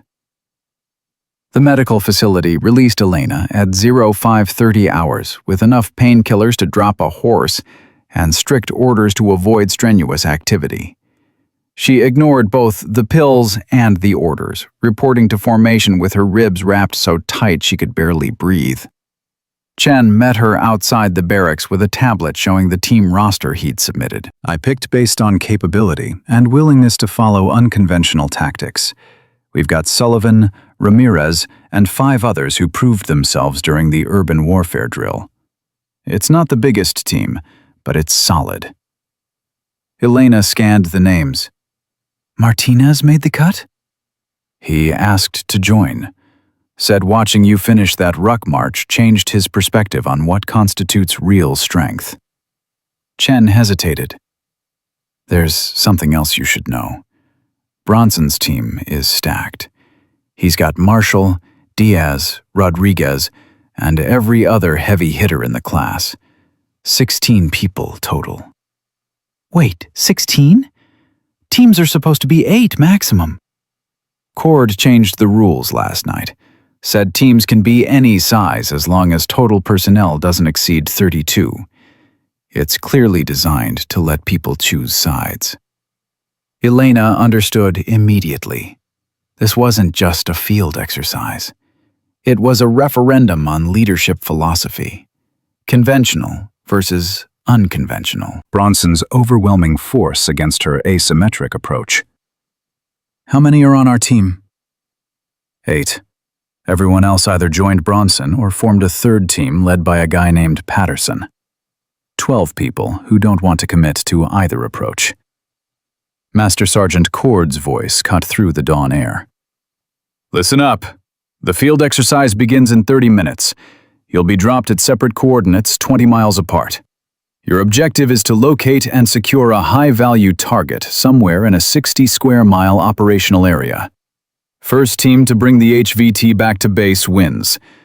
There are no rules beyond standard ROE. No outside support, no resupply. You survive on what you carry and what you can scrounge. He paused, his eyes sweeping across the formation. The HVT is being played by a former Delta Force operator who will actively evade capture. He's armed, he's dangerous, and he knows this terrain better than any of you. This is not a training exercise. This is as close to real combat as we can make it without actual bullets. Bronson raised his hand. What about engagement between teams? You're all playing for the same objective. If your paths cross, handle it however you see fit within ROE. Simulation rounds only, but casualties will be treated as real. If you get hit, you're out for the duration. Elena felt her stomach tighten. Cord had essentially created a 3-way competition where the teams could eliminate each other before ever reaching the primary target. Bronson's larger force gave him a massive advantage in any direct confrontation. Vehicles are staged. Move out. The ride to the drop point was silent. Elena's team of 8 sat in the back of a transport truck, each lost in their own thoughts. Finally, Martinez spoke. We're outnumbered 2-1 by Bronson's team. If we run into them, we're done. Then we don't run into them, Elena replied. We use what they think is our weakness, small size, limited firepower, as our strength. We move faster, quieter, smarter. And if that doesn't work, asked Williams, one of the new additions to the team, then we adapt. That's what we do. The truck stopped in the middle of nowhere. Red rock canyons stretched in every direction, broken by clusters of desert scrub and the occasional boulder field. The driver opened the back. This is your stop. Good luck. They climbed out into heat that was already oppressive. The truck disappeared in a cloud of dust, leaving 8 soldiers alone in hostile terrain with minimal supplies and a mission that seemed designed to be impossible. Chen pulled out a map and compass. HVT could be anywhere in 60 square miles. That's too much ground to search randomly. We don't search randomly, Elena said, studying the terrain. We think like the target. Former Delta operator means he's trained in evasion and survival. He'll pick terrain that gives him advantage. High ground for observation, water sources for sustainability, multiple escape routes. She pointed to a series of ridgelines on the map. These canyons form a natural corridor, limited water sources, which means the HVT has to position near one of them. And if I were trying to evade 3 teams, I'd want a position where I could see them coming from miles away. Red Mesa, Sullivan said, recognition dawning.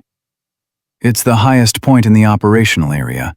360-degree visibility, natural defensive positions, and there's a spring about 2 clicks from the summit. That's where I'd be.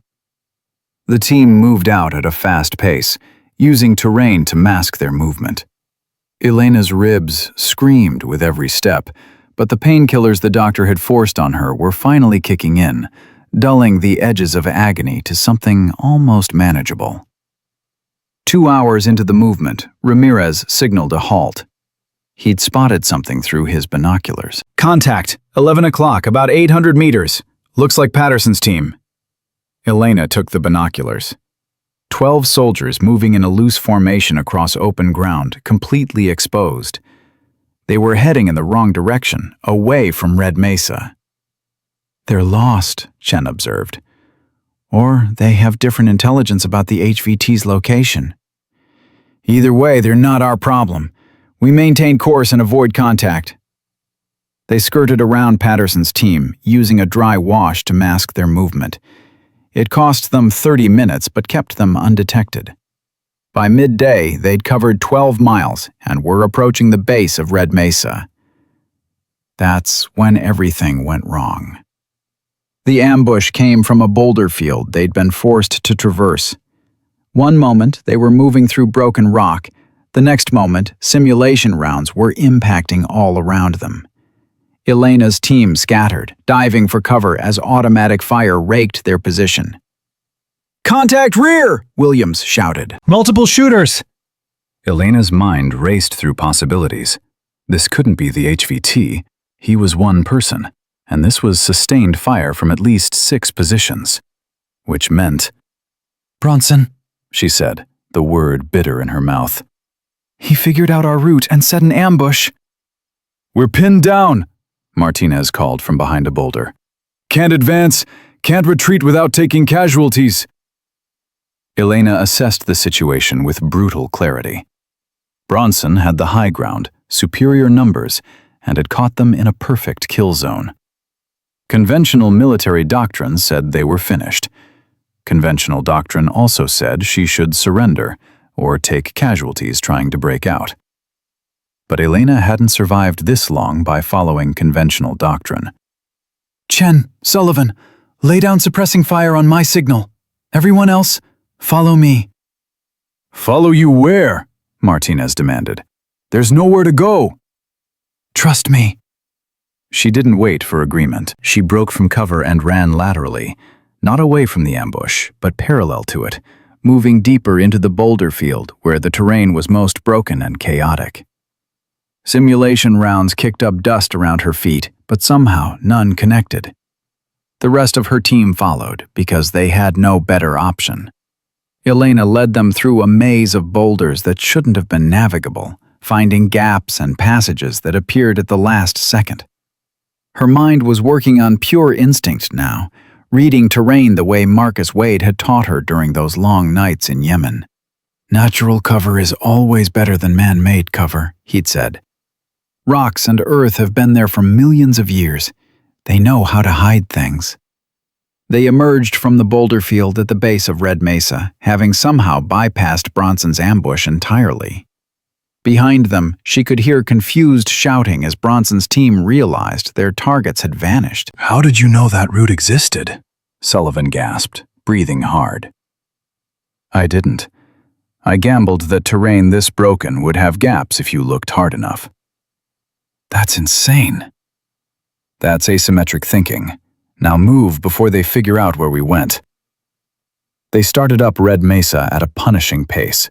Elena's ribs were on fire again, the painkillers wearing off at the worst possible time. She forced herself to keep moving, to show no weakness, because her team needed to believe she was invincible. Halfway up the mesa, Chen signaled another halt. He'd found something.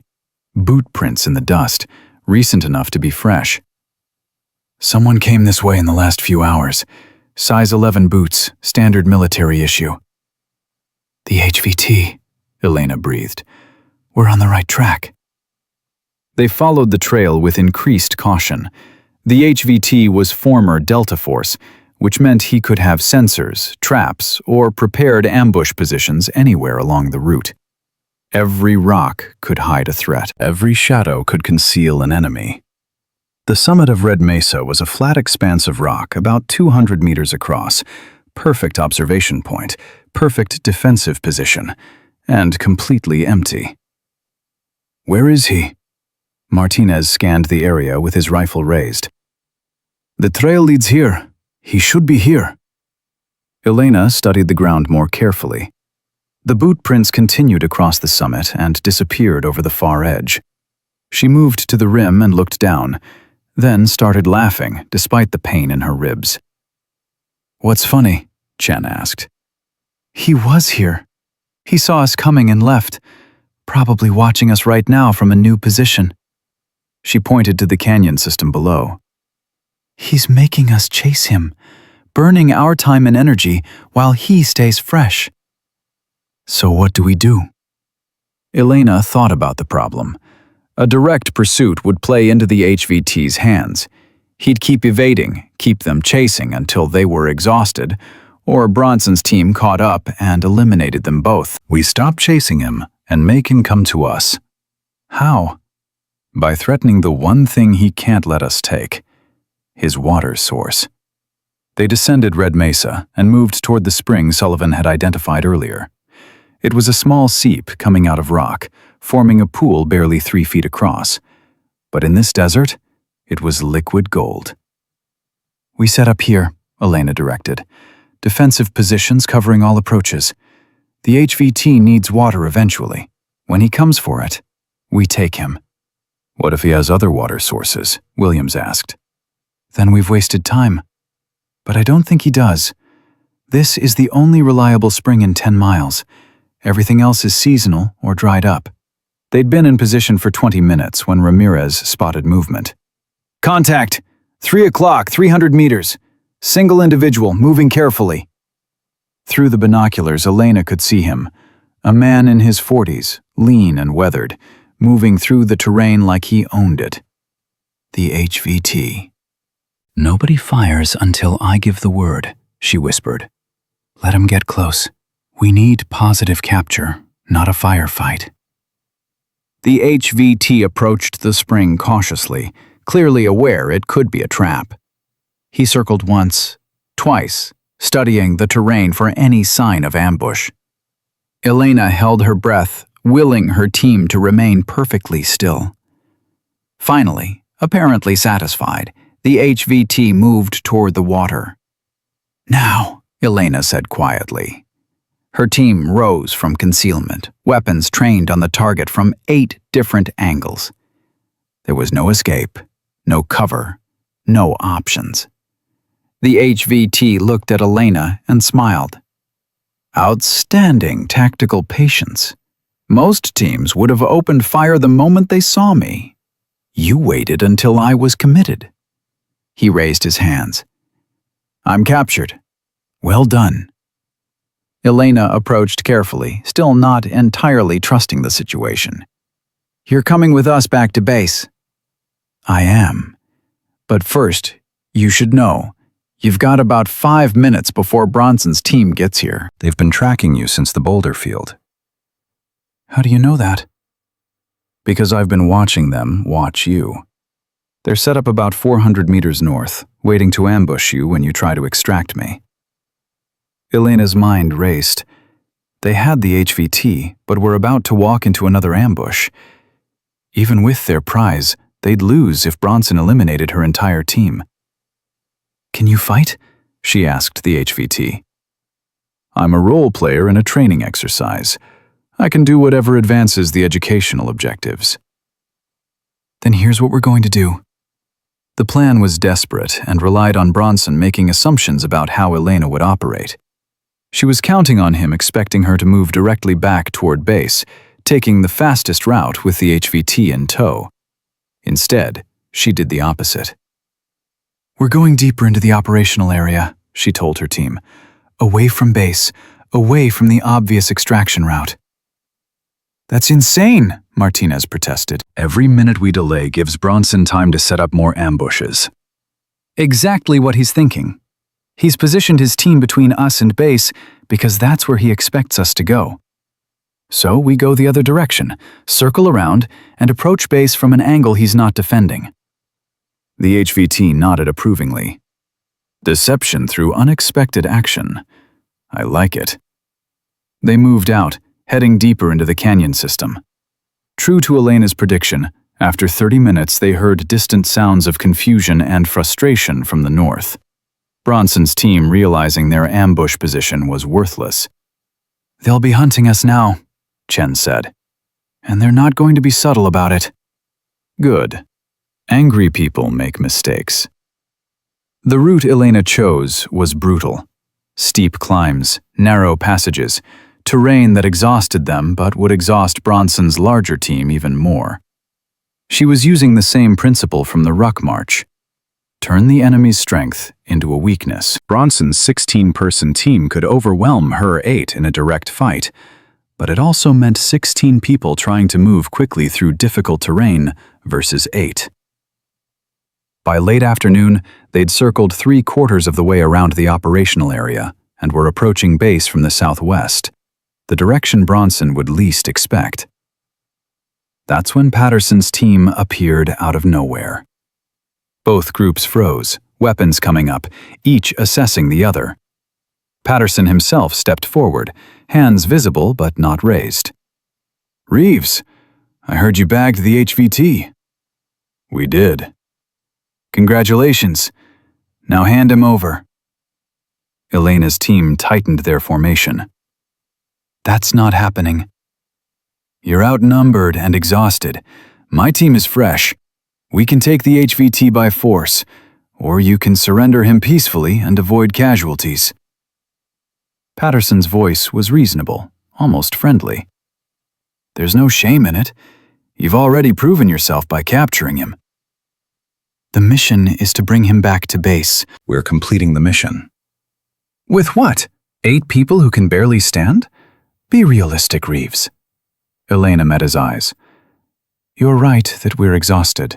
You're right that you outnumber us. But here's what you're missing. My team has been fighting smart, while you've been wandering lost for 12 hours. We know this terrain.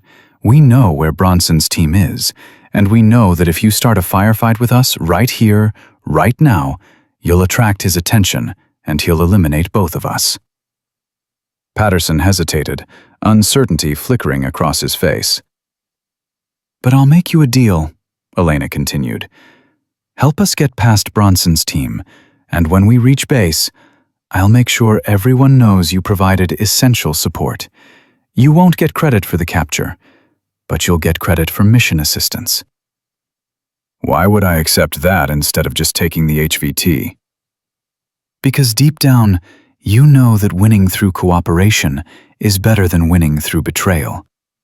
And because tomorrow, next week, next month, you might need allies who remember you made the right choice." The silence stretched for a long moment. Finally, Patterson lowered his weapon. "Deal. But if this backfires, I'm blaming you." The combined force of 20 soldiers moved toward base with renewed purpose. They'd covered maybe 2 miles when Chen spotted Bronson's team ahead, 16 soldiers in a defensive position astride the main approach route. "They're dug in," Sullivan reported. "We can't get past without a fight." Elena studied the position through her binoculars. Bronson had chosen his ground well. Good sight lines, solid cover, positioned to force any approaching team into a killing zone. "Then we give him the fight he's expecting, but not the one he's prepared for." She outlined the plan quickly. Patterson's team would provide a frontal demonstration, not an actual attack, just enough activity to draw attention and fix Bronson's team in position. Meanwhile, Elena's team would flank wide, using a dry wash that ran parallel to Bronson's defensive line. "When you hear sustained fire from our position, that's your signal to break contact and run for base," Elena told Patterson. "Don't wait for us. Don't look back. Just run." What about you? We'll be right behind you. Probably. Patterson's team moved into position.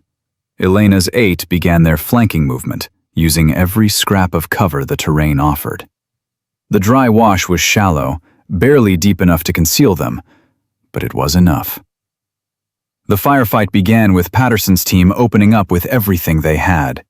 Bronson's team returned fire, fully committed to defending their position. In the chaos and noise, no one noticed 8 soldiers moving through the wash 50 meters to their left. Elena's team bypassed the entire defensive position and emerged in open ground with a clear run to base. The HVT kept pace with them, clearly enjoying the tactical problem-solving on display. "You're going to make an excellent special operations officer," he told Elena as they ran. "Assuming you survive the rest of this program." Behind them, Patterson's team broke contact as planned and scattered. Bronson's team, realizing they'd been outmaneuvered, gave chase. The final 2 miles became a desperate race. Elena's exhausted team with the prize, Bronson's fresher team closing the distance. Elena's ribs were beyond pain now. Each breath was agony, each step was torture. Her vision was tunneling again, consciousness flickering. But the base was visible ahead, the finish line tantalizingly close. "They're gaining!" Martinez shouted. Elena looked back. Bronson's team was indeed closing, their longer legs and superior numbers allowing them to make up ground. They were maybe 100 meters back and closing fast. "Spread out," Elena ordered. "Make them choose multiple targets." HVT stays in the middle. We get him across that line no matter what. The base perimeter was 50 meters away. Bronson's team was 70 meters back. It was going to be close. Simulation rounds started impacting around them. Williams went down with a red impact sensor lighting up on his vest. Then Ramirez. The team was being torn apart in the final sprint. 30 meters. Bronson's voice roared from behind them. "Stop running and fight, you cowards!" 20 meters. Martinez took a hit and sprawled in the dust. 10 meters. Only Elena, Chen, Sullivan, and the HVT remained upright. Rounds were kicking up dirt all around them. Elena's right leg buckled. She started to fall. Sullivan grabbed her arm and pulled her forward. Together they crossed the line half a second before Bronson's team could eliminate them. Master Sergeant Cord stood at the finish line with a stopwatch. "Exercise complete. Team Reeves has successfully captured and returned the HVT. Total time, 14 hours, 32 minutes. Elena collapsed the moment she crossed the line. This time she didn't lose consciousness, but she couldn't move. Every system in her body had shut down simultaneously. Bronson appeared above her, breathing hard but still standing. "You didn't win. You ran away." "I completed the mission," Elena gasped. "That's what winning looks like." "You avoided every real fight. You manipulated Patterson into helping you. You used tricks instead of tactics." Cord's voice cut through the argument. "Bronson, in real operations, there is no such thing as a fair fight. There's only mission success or mission failure. Reeves succeeded. You failed. That's the only metric that matters." Bronson's face went purple with rage, but he said nothing. He turned and walked away, his team following like an angry parade. The HVT helped Elena to her feet. For what it's worth, that was the most creative evasion defeat I've experienced in 15 years of playing this role. Your team earned this win. The medical team was already moving forward with a stretcher, but Elena waved them off. "I can walk." "No, you can't," the doctor from earlier said, appearing with an extremely unhappy expression. "You've now upgraded from fractured ribs to what I'm almost certain is a partially collapsed lung. You're going to the hospital. Now." This time, Elena didn't argue. She let them load her onto the stretcher, her body finally admitting what her mind had refused to accept. She was broken. But as they carried her toward the medical transport, she looked back at her team. Chen, Sullivan, Martinez, Williams, Ramirez, and the others who'd trusted her unconventional approach enough to follow her through hell. They were battered, exhausted, some wounded. But they were smiling. Because they'd won. Because they'd proven that thinking different could beat overwhelming force. And as consciousness finally began to slip away, Elena thought about Marcus Wade and wished he could have seen it. Wished he could have known that his teaching, his patience, his belief in her had created something that worked. The last thing she heard before the darkness took her was Cord's voice. "Get her stabilized. Tomorrow, we find out if she's tough enough to handle what comes next." What came next, Elena thought hazily, would have to wait. Right now, she needed to not die. Everything else could wait until after that. The hospital room smelled like antiseptic and failure. Elena woke to the sound of machines beeping and a chest tube draining fluid from her partially collapsed lung. The doctor stood at the foot of her bed holding a tablet that probably contained her discharge papers, or her expulsion from the program. 48 hours, the doctor said without preamble. That's how long you've been unconscious. Your body finally gave up and forced you to rest, whether you wanted to or not. Elena tried to speak, but her throat was too dry. The doctor handed her water. How bad? Collapsed lung, now reinflated, 4 fractured ribs instead of 3, severe dehydration and electrolyte imbalance, rhabdomyolysis that nearly required dialysis. Oh, and a lovely case of heat exhaustion that could have killed you. The doctor sat down. You're done, Reeves. Medically disqualified from continuing the program. I've already submitted the paperwork. The words hit harder than any of Bronson's punches. Done. Disqualified. After everything she'd survived, after proving herself again and again, her own body had betrayed her. There has to be a way. There isn't. Your recovery time is minimum 6 weeks before you can return to any physical training. The program ends in 10 days. The math doesn't work. Elena closed her eyes. Marcus Wade had died 8 months ago, and she'd promised herself she'd become the kind of operator who could have saved him. She'd endured the hostility, the sabotage, the physical destruction of her body. All for nothing. However, the doctor continued, and Elena's eyes snapped open. Master Sergeant Cord is outside. He's been here every day since they brought you in. He wants to talk to you before the medical discharge becomes official. Hope flickered, small and fragile. Send him in. Cord entered looking like he hadn't slept in 2 days. He pulled up a chair and studied Elena with an expression she couldn't read. How you feeling? Like I got run over by a tank. You look worse than that. He was quiet for a moment.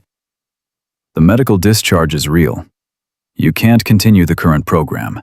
But before you spiral into despair, I want you to understand something. In 23 years of running advanced warfare training, I've seen maybe 5 soldiers who possessed true strategic genius. Most operators are good at following orders, some are good at giving orders, but very few can actually think 3 moves ahead and create solutions that don't exist in any manual.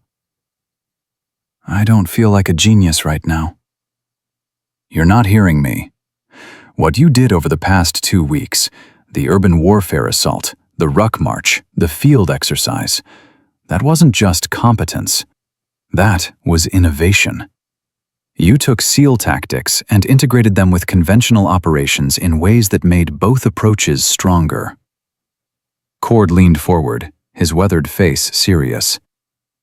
Your class graduates in 10 days. They'll receive their certifications, their new assignments, their commendations. You won't be there for that ceremony.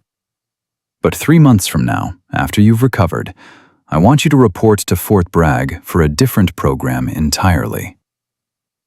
Elena's heart rate picked up. What program?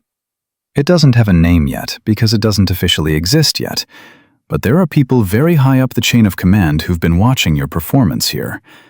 They want to create an experimental training unit that develops hybrid operators, soldiers who can think like special operations but function within conventional command structures. You want me to be a student in this program? Cord smiled, the expression transforming his scarred face. I want you to help design and lead it. You'd be working directly with SEAL instructors, Delta Force advisors, and conventional warfare experts to create integrated tactical doctrine. You'd be training the trainers who will reshape how the military approaches complex operations. The offer was so far beyond what Elena had expected that she struggled to process it. Why me? I couldn't even finish your program without my body breaking down. Because your body breaking down proves you'll push beyond any reasonable limit to complete a mission. Because you turned a hostile environment into a functioning team through sheer competence.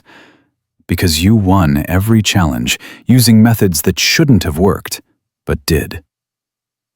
Cord stood up. You don't need to answer now. Recover, heal, think about it. But understand that what you started here is bigger than one training program. You've proven that unconventional thinking can be systematized and taught. That's revolutionary. After he left, Elena lay in the hospital bed staring at the ceiling, trying to reconcile failure and opportunity existing in the same space. She'd been medically discharged from the program that was supposed to validate her transition from intelligence to operations, but she'd also been offered a chance to influence military tactical doctrine at the highest levels. Her phone buzzed. Chen had been texting updates every few hours since she'd been hospitalized. You awake? We need to talk. Important. Elena texted back, come to the hospital. 20 minutes later, Chen, Sullivan, Ramirez, and Martinez crowded into a room, faces grim. We heard about the medical discharge, Chen said. It's bullshit. You earned graduation more than anyone in that class. The doctor's right, though. I can't train for 6 weeks. The program ends in 10 days. That's not why we're here, Sullivan said. We're here because Bronson is trying to rewrite history. Elena felt ice form in her stomach. What do you mean? Martinez pulled out his phone and showed her a video. Bronson was being interviewed by someone from Military Public Affairs, talking about the field exercise. We employed standard tactical doctrine to secure the operational area, Bronson's voice came through the phone speaker. Some teams attempted unconventional approaches that ultimately failed, requiring rescue by more experienced operators. The successful capture of the HVT was a team effort, with proper military leadership making the critical decisions. Elena's hands clenched into fists. He's claiming credit for my team's work. It gets worse, Chen said. He's been talking to the other trainees, spinning a narrative that you were reckless and endangered your team, that your injuries prove your methods are unsustainable, that real operators don't break down after 2 weeks. Half the class is buying it, Ramirez added bitterly. They saw you get carried off on a stretcher and decided that proves Bronson was right all along. Tough guys win. Clever tactics fail. Sullivan leaned against the wall. We've been pushing back, telling anyone who'll listen what actually happened. But without you there to defend yourself, it's hard to counter his version of events. Elena processed this new betrayal.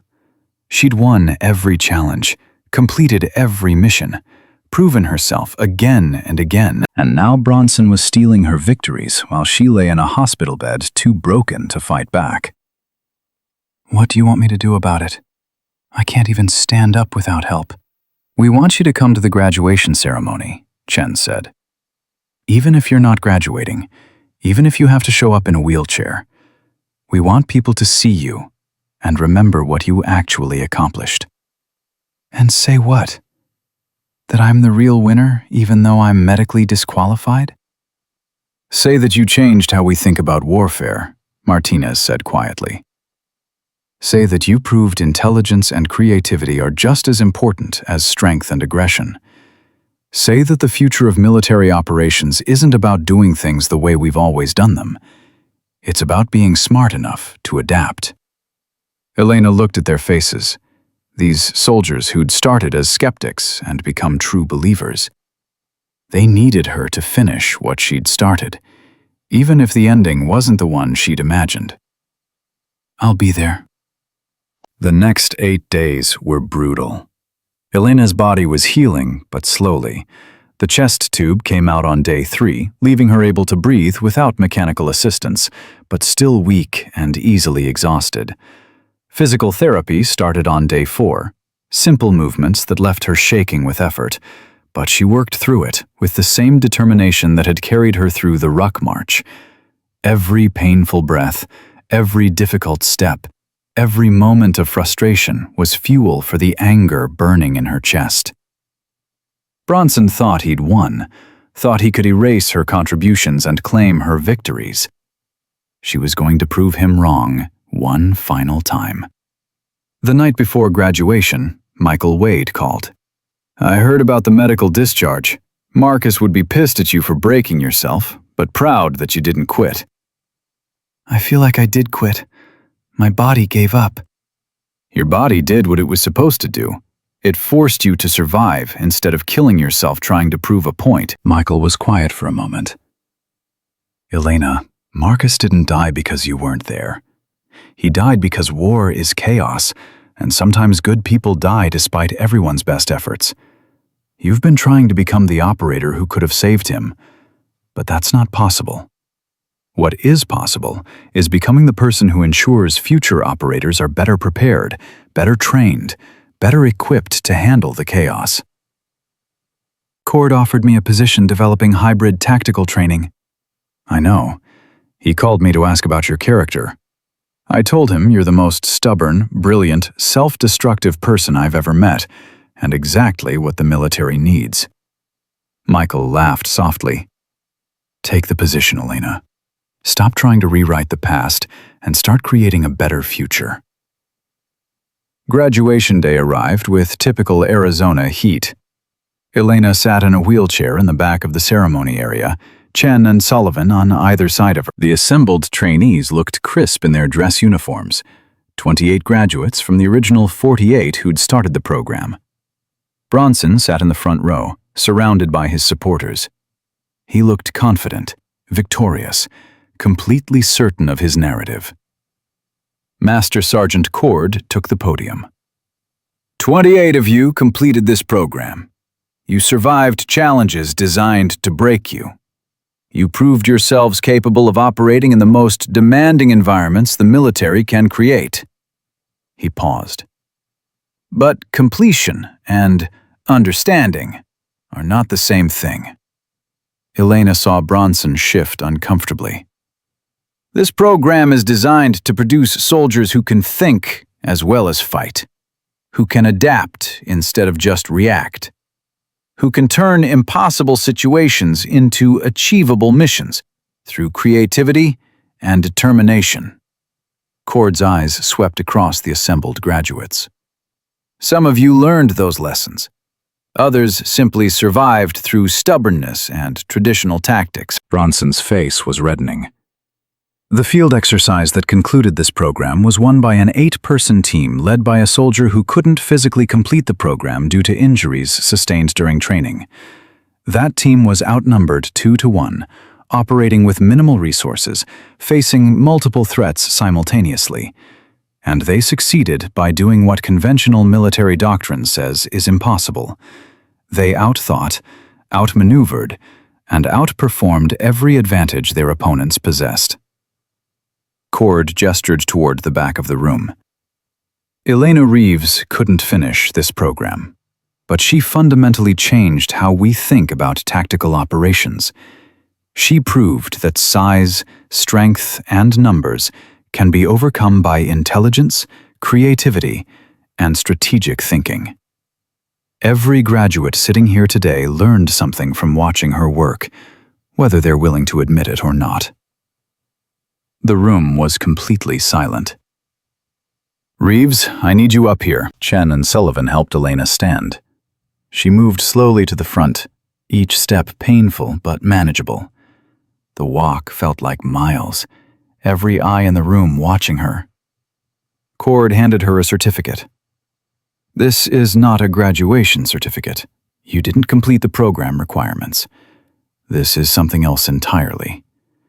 This certifies that you successfully demonstrated advanced tactical innovation and strategic leadership in combat scenarios. It's signed by the program director, the base commander, and 3 special operations officers who reviewed your performance." Elena looked at the document, genuinely surprised. "I don't understand." "You're being assigned to Fort Bragg to help develop the Asymmetric Combat Integration Program. You'll be working with SEAL Team 6, Delta Force, and Ranger Regiment to create training protocols that bridge conventional and unconventional warfare." Cord smiled. "Essentially, you're going to teach the entire military to think the way you think." Bronson stood up, his voice tight with anger. "This is ridiculous. She failed the program. She couldn't hack it physically, and now you're rewarding her?" "Sit down, Bronson." "No, I won't sit down while you validate failure and call it innovation. Real operators don't break down after 2 weeks. Real soldiers don't need to cheat and manipulate to win exercises." Cord's expression went cold. "You're absolutely right that real operators don't break down. Which is why your psychological evaluation flagged you for anger management issues and inability to adapt to changing tactical environments. You completed this program, but you didn't learn anything from it. Your new assignment is Stateside Training Facility, where you'll teach basic infantry tactics to new recruits." Bronson looked like he'd been slapped. "You can't be serious." "Completely serious. You're a good soldier, Bronson. You're strong, you're capable, you follow orders excellently, but you're not a strategic thinker, and you're certainly not someone who should be leading innovative operations." Cord turned to address the entire room. "The military is changing. The enemies we face don't fight conventional battles anymore. They use asymmetric tactics, guerrilla warfare, terrorism, and cyber attacks. We need soldiers who can think beyond textbook responses. We need operators who can create solutions in real time instead of waiting for orders." He looked at Elena. "That's what Reeves represents. Not physical perfection or traditional military excellence. She represents the future of warfare, where intelligence and adaptability matter more than brute force." The ceremony continued, but Elena barely heard it. She was processing the magnitude of what had just happened. She'd come to Fort Sentinel to prove she could be a combat operator. Instead, she'd proven something far more important: that the way military operations were conducted could evolve, could improve, could integrate new thinking with traditional doctrine. After the ceremony, a steady stream of graduates approached her. Some offered grudging respect, others genuine congratulations. Even Patterson stopped by. "I was wrong about you," he said simply. "I thought unconventional meant undisciplined. You proved that wrong." Chen, Sullivan, Martinez, and Ramirez formed a protective circle around Elena's wheelchair, running interference when she looked too exhausted to continue talking. "We're all putting in for transfers to Fort Bragg," Chen announced. "If you're creating a new program, you're going to need instructors who actually understand what you're trying to accomplish." "You'd give up your assignments for that?" Sullivan grinned. "Are you kidding? The chance to be part of something that might actually change military doctrine? That's better than any deployment." Bronson appeared one final time before leaving, his face still tight with anger and humiliation. "You didn't win, Reeves. You just convinced Cord to lower standards and call it innovation." Elena looked up at him from her wheelchair, and for the first time since arriving at Fort Sentinel, she felt no need to prove herself to him. "You're right, Bronson. I didn't win your game. I changed the rules entirely. And 20 years from now, when soldiers are using integrated tactical approaches to save lives and complete impossible missions, they'll never know your name. But they'll be using methods I helped develop." She paused, letting that sink in. "That's not winning. That's legacy." Bronson had no response. He turned and walked away, and Elena knew with complete certainty that she'd never see him again. He'd fade into the ranks of competent but unremarkable soldiers, while she would help shape the future of military operations. 6 weeks later, Elena stood in a conference room at Fort Bragg, her ribs fully healed, facing a room full of special operations instructors who'd been pulled from active duty to help develop the Asymmetric Combat Integration Program. "The traditional model," she began, "says that conventional forces and special operations forces are fundamentally different. Different training, different missions, different tactical approaches. What I'm proposing is that the distinction is artificial. The skills that make SEAL teams effective, strategic thinking, adaptability, unconventional problem solving, can be taught to conventional soldiers. And the discipline and systematic approach that conventional forces excel at can enhance special operations effectiveness." A SEAL instructor raised his hand. "With respect, what you're describing sounds good on paper, but ignores the reality that special operations requires years of specialized training. You can't just teach conventional soldiers to think like SEALs." "You're absolutely right. You can't teach them to be SEALs, but you can teach them to apply SEAL-level strategic thinking to conventional operations." Elena pulled up a video of her team's urban warfare exercise at Fort Sentinel. 8 conventional soldiers with minimal special operations exposure successfully executed a complex multi-vector assault using tactics borrowed from SEAL doctrine. They didn't become SEALs. They became better conventional soldiers. She clicked through more footage: the field exercise, the tactical decisions, the adaptive problem solving. "What I learned at Fort Sentinel is that most soldiers are capable of far more than we ask of them. We train them to follow procedures and execute orders, which is important, but we don't train them to think creatively about tactical problems. We don't give them tools to adapt when circumstances change. We don't teach them that sometimes the smartest solution is the one that isn't in the manual." A Delta Force advisor leaned forward. "What you're describing is special operations selection process. We filter for people who can think this way naturally." "Exactly. You filter for it, which means you're limiting your talent pool to people who already possess those skills. What if, instead of filtering, we taught? What if we could take good soldiers and make them great by adding strategic thinking to their existing capabilities?" The room was silent, instructors processing the implications. "I'm not suggesting we eliminate special operations units or pretend that every soldier can do what SEALs and Delta do. What I'm suggesting is that we can raise the baseline tactical capability of conventional forces by teaching them the cognitive approaches that special operations uses. Make them smarter, more adaptable, more capable of handling complex scenarios." A Ranger instructor nodded slowly. "You're talking about democratizing tactical innovation." "Yes, exactly that." Over the following months, Elena worked 16-hour days developing curriculum, testing approaches, refining methods. Chen, Sullivan, Martinez, and Ramirez became her core instructor team, bringing practical experience from their time at Fort Sentinel.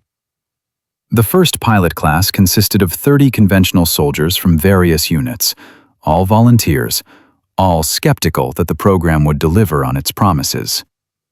Elena stood before them on the first day and saw herself reflected in their faces, uncertain, defensive, waiting to be proven wrong.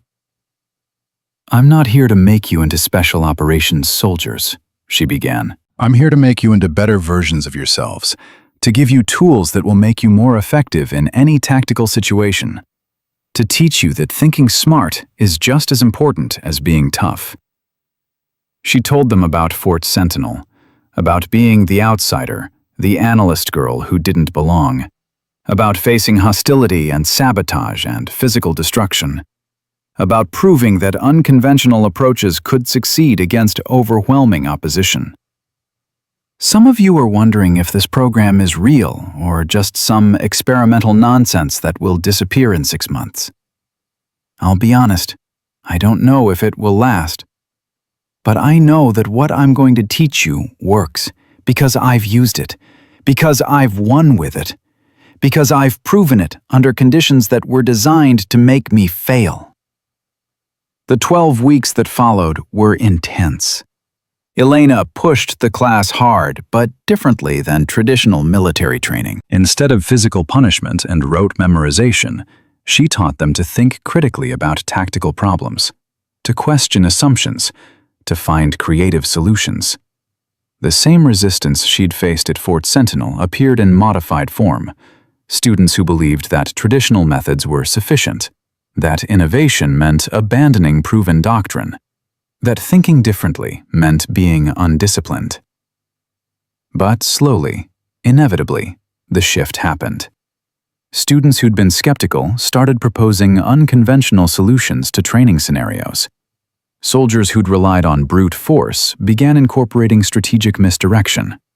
The class evolved from individuals executing orders to a cohesive unit that could adapt to any challenge. The final exercise was a modified version of the field exercise from Fort Sentinel. 30 students against a SEAL team playing as opposition force, tasked with locating and securing a high-value target in challenging terrain. Len watched from the command center as her students executed a plan that combined conventional military structure with SEAL-style asymmetric tactics. They didn't try to out-SEAL the SEALs.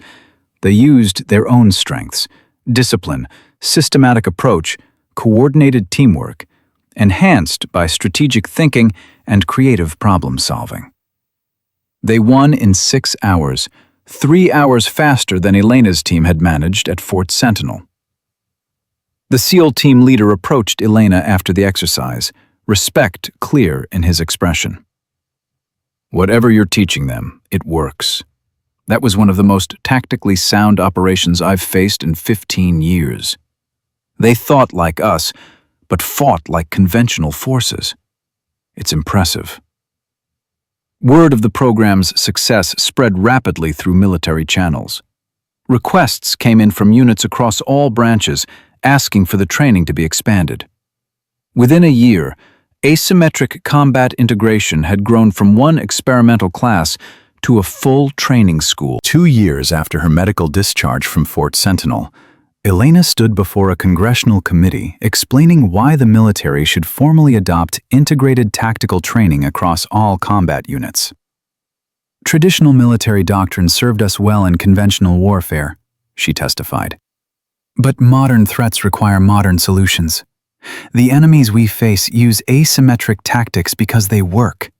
If we continue training our soldiers to fight yesterday's wars, we'll keep losing today's battles." She presented data, mission success rates, casualty reduction, operational efficiency. Every metric showed that soldiers trained in integrated tactical approaches outperformed conventionally trained units. "This isn't about replacing what works. It's about enhancing it. It's about giving every soldier the tools to think strategically, to adapt quickly, to solve problems creatively. It's about building a military that's as smart as it is strong." The funding was approved. The program became official doctrine.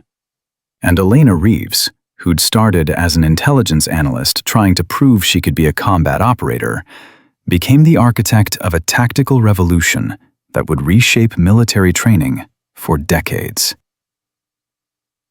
On the 5th anniversary of Marcus Wade's death, Elena visited his grave with news she wished she could have shared in person. "We did it, Chief. The program you started teaching me in Yemen? It's official military doctrine now. Thousands of soldiers are learning to think the way you taught me to think. They're completing missions that would have been impossible 5 years ago. They're surviving situations that would have killed them using old methods. She placed her hand on the headstone. I never became the operator who could have saved you. But I became something better. The person who's making sure future operators have every possible advantage. That's the promise I made, and I kept it. Walking back to her car, Elena's phone rang. It was Cord. I need you back at Fort Sentinel. We've got a new class starting, and I want you to give them the opening address. Tell them what this program is really about. What is it really about? You tell me. You're the one who figured it out. Elena thought about the journey, from outsider to innovator, from broken body to transformed military doctrine, from proving herself to proving that everyone could be better. It's about refusing to accept that there's only one right way to accomplish a mission. It's about having the courage to think differently, even when everyone says you're wrong. It's about understanding that real strength isn't just physical. It's mental, strategic, adaptive. Then that's what you tell them. See you next week. Standing in front of 48 new trainees at Fort Sentinel, Elena saw familiar expressions: skepticism, determination, fear, hope. She remembered being exactly where they were, uncertain, and trying to prove something she hadn't fully defined. 5 years ago, I stood where you're standing. I was told I didn't belong here, that I was too weak, too different, too unconventional to succeed in military training. Some of you are probably looking at me right now and thinking the same thing, that a woman who couldn't physically complete the program has no business teaching you anything. She paused, meeting their eyes. You're going to face challenges here that break you down. You're going to encounter resistance from people who think different means wrong. You're going to have moments where quitting seems smarter than continuing. And in those moments, you'll have to decide what matters more: proving you fit into someone else's definition of what a soldier should be, or proving that you can redefine what's possible. I didn't finish the original program. My body gave out before graduation. But I changed how the military thinks about tactical operations. I created training doctrine that's saving lives right now in combat zones around the world. I turned failure into legacy. She smiled at their uncertain faces. That's what this program really teaches. Not how to be the toughest or the strongest or the most traditional soldier. It teaches you how to be the smartest, the most adaptable, the most innovative operator. It teaches you that your mind is your most powerful weapon, and creativity is just as valuable as courage. Some of you will graduate from this program, some won't. But all of you will leave here different than when you arrived. You'll think differently about warfare, about leadership, about what's possible when you refuse to accept limitations. Elena looked at each face in turn, remembering her own journey, and knowing that some of these soldiers would face similar struggles, similar breakthroughs, similar transformations. Welcome to Fort Sentinel. Welcome to the hardest training you'll ever experience. And welcome to the opportunity to become something greater than you ever imagined possible. Because that's what Elena Reeves had proven, first for herself and then for thousands of others. That being underestimated was only permanent if you accepted it. That physical limitations could be transcended by mental superiority. And that one person willing to think differently could change everything. They'd boxed her in during training, dismissed her as too small and too weak and too different to succeed. She'd responded by rewriting the entire definition of success, proving that Navy SEAL tactics combined with conventional military discipline created something more powerful than either approach alone, and building a legacy that would outlive everyone who'd ever doubted her. That wasn't just victory. That was revolution, and Elena Reeves had led it from a hospital bed to the highest levels of military command, one impossible mission at a time.